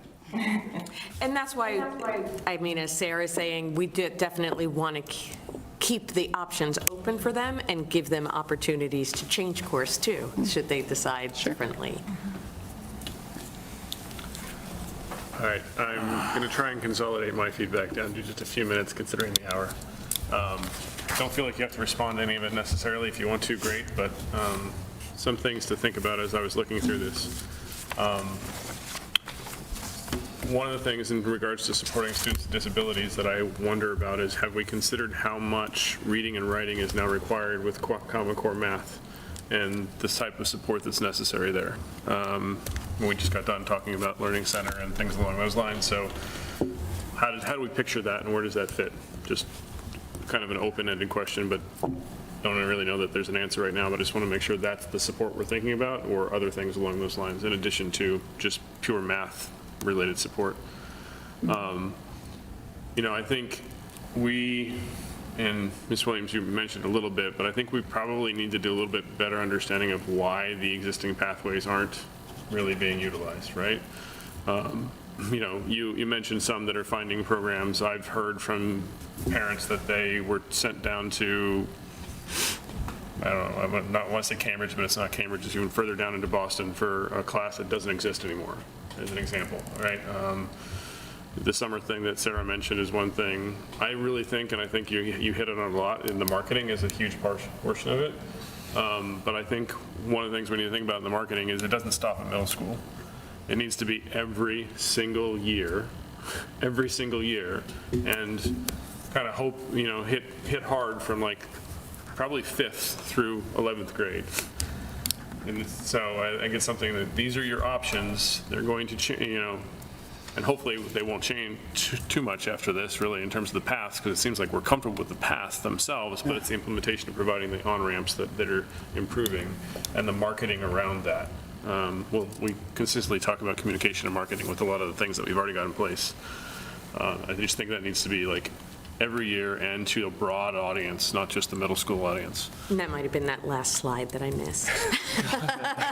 The last slide. We do have that as. You talk about it from a middle school perspective in the last slide, and it doesn't really talk about it, and maybe that, unless you added a slide that isn't there, it doesn't really talk about hitting it for that freshman to sophomore year, that sophomore to junior year, right? The other ramps aren't just middle school ramps. In fact, most of them now are high school ramps. So, while Ms. Williams has wonderful curriculum days scheduling days for the students, it really needs to be like kind of front and center. And as much as we want our students to be independent, they're not, right? We need to involve the parents in those conversations. 15-year-olds. So I think we just need to make sure we're bringing that out, and so they're having that active conversation, that we're engaging the parents in that conversation as well, appropriately, because some of our kids even some of our brightest kids are going to result to the least they have to do, right? As opposed to the most they can do. And we're worried about the ones that are doing more than they can do, and that's true. There are some of those, but there are many of them that we need to push a little bit up to what they can do as opposed to the least they have to do. So that's just me being philosophical a little bit. I think it's a common theme, and I talked to Dr. Milczewski about this a lot. I think we're starting too late in even saying we're going to start at middle school and looking at whether they need supports and scaffolds. And while I appreciate IM, and I love that what's going on with IM, we don't have data yet that backs up that it's going to support this for us, right? It's in the process. I believe it's going to, but we need to be looking at the scaffolds our kids need when they're in 3rd grade, 4th grade, 5th grade to achieve some of these on-ramps going forward, not just in 6th grade, 7th grade, 8th grade. What are the MCAS scores showing us? What do we need to do for those students from a Tier 2 perspective? What are our internal, related various different math assessments showing us? What are we doing with those students that are below the bar? How are we bringing them up? And that's both from students with disabilities, our students of color, low income, et cetera. It just needs to be a focus from the beginning, not just too late, right? And that's a common theme we've talked about multiple times when it comes to closing the gap. I love the calculus project, looking through the website. We should sign up today. It's too late for us for next year, but. December 15th. Yeah, so let's get it in. Meeting on December 5th. Sign up. So that's great. I'm trying to see if there's anything else that really jumps out in terms of my other stuff, but overall, I think people have already expressed their appreciation for the work there. We've already expressed our appreciation for bringing Math Lab back. I guess here's my other stop or concern, and there may be, I don't know everybody who's listening or watching, but Envision Math is an all green on Ed Reports. So I'm not sure that we need to jump into a full curriculum review. Maybe this is just me being pedantic as much as what went wrong with the implementation. So don't go back to step 1, go to step 2. What went wrong with the implementation of Envision Math that a program that is so widely accepted as all green is getting deadpanned here in Reading and not getting the results? I'd love to know that, because if nothing else, we can learn for other implementations we're going to do. I think a lot of it has to do with the fact that the first year implementation was during COVID, right? So what else can we do? And that's not a reason to throw the baby out with the bathwater. Let's clean the bathwater and figure out what else is going on here. So I think one thing that's really important and that I'm learning a lot about in my new role, is that when we're talking about a curriculum review process, the instructional materials we're using is just one component of that review. We're looking at instructional practices, we're looking at assessment data, and other factors that go into that review. So I think you bring up a really good point. It is a, well-regarded curriculum or instructional material, but just that curriculum review would address some of those other issues, Tom, that you are concerned about. I mean, that's great to hear, because I think the way I read this immediately is we're looking for a new tool. And I know, and we've been through this process so many times, I know there's more to it than that. No, it's really not. And even in some of there's a lot more to it than just looking at a new Absolutely. tool, right? So as long as I have the perception that people think that they've said enough negative about Envision that we are going to look for a new tool. And I just want to make sure that perception, it may end up being reality if we find that it is actually the tool that's the problem, but I want to not go in with that perception that that's actually what's going to happen out of the gates necessarily. Yeah. We agree. Yes. Okay. Enough from me for now. Any other, Sean, or you got anything on your side? No, I mean, nothing that hasn't already been said. I'll just maybe add a +1 to Tom, yours, and Sarah's comments in particular about the communication piece and the importance of that throughout, but certainly at that sort of 6th grade inflection point. I think that's one of the things I hear most consistently from my peer group. And, for folks who don't know, my kids are younger than anybody else on the committee. My oldest is in the 5th grade, so we're not there yet. But that's the thing I hear most often is sort of being surprised by the significance of that pivot point at the end of 6th grade, that inflection point, and not having, a sense that they feel like they understand the, trade-offs or implications of of their student not, moving into the 7th, 8th combined class, and what the other pathways that might be available are, even just sort of maybe being able to preview for families, here's how you might think about a pathway that is appropriate for your student, or what pathway might be a good fit for your student based on a lot of things we've been talking about here, their own motivation, your family's resources, your family's summer plans, all those things that come into effect, right, in making decisions. So I think the more that we can take the opaqueness out of that process and, start hammering it from like the day kids show up in 6th grade, I think the more sort of satisfied,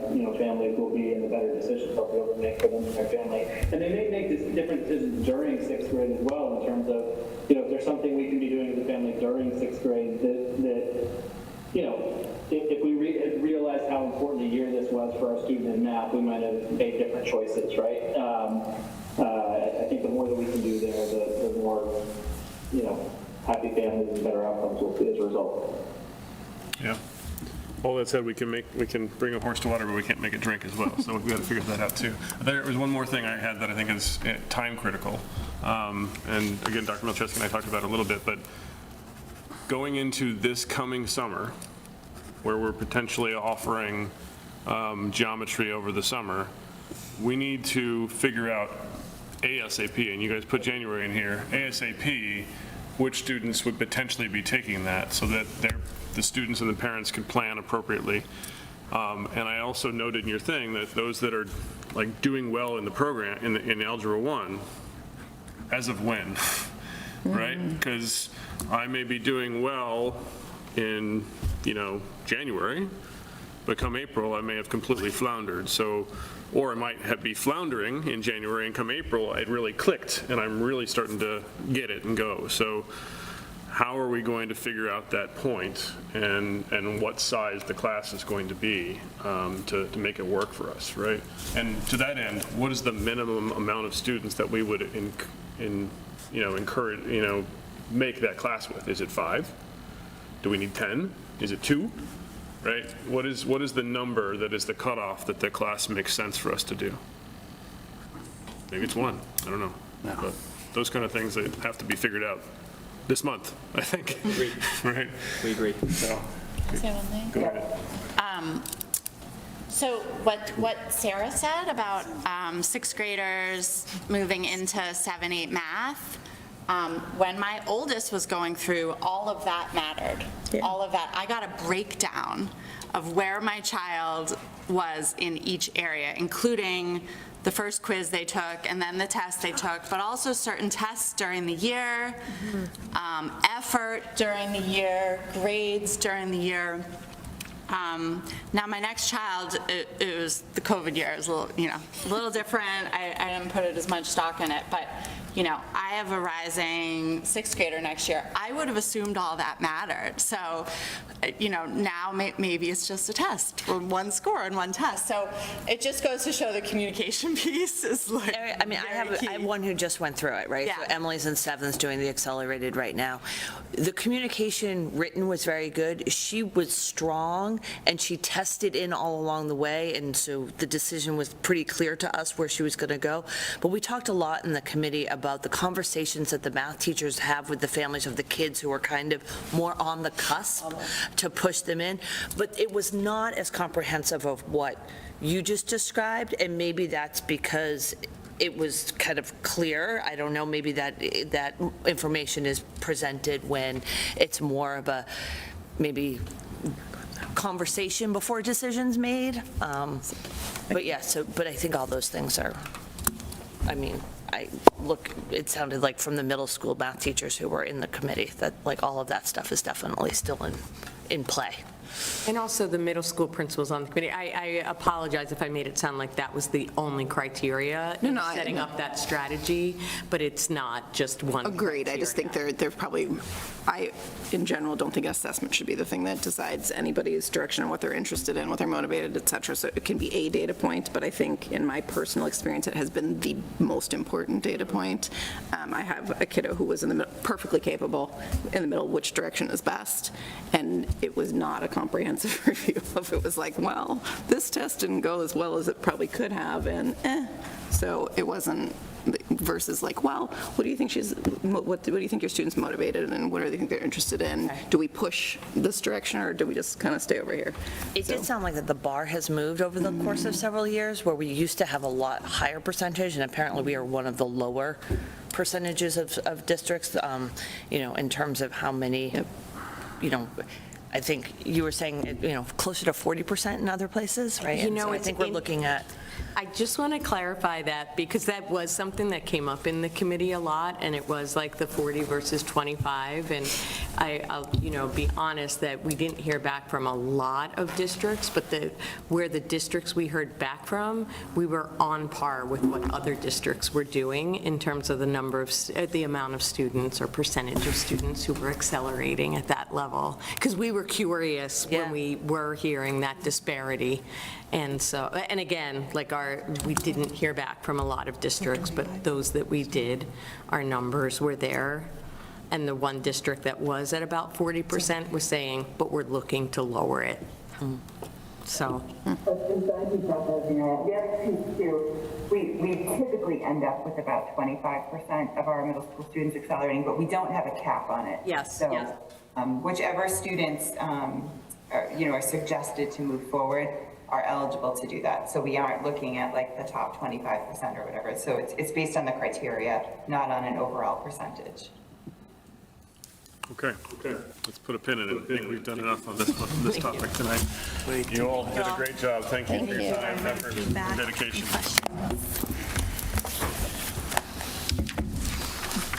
Okay, so now we get to move to executive session. You're done, but we're done.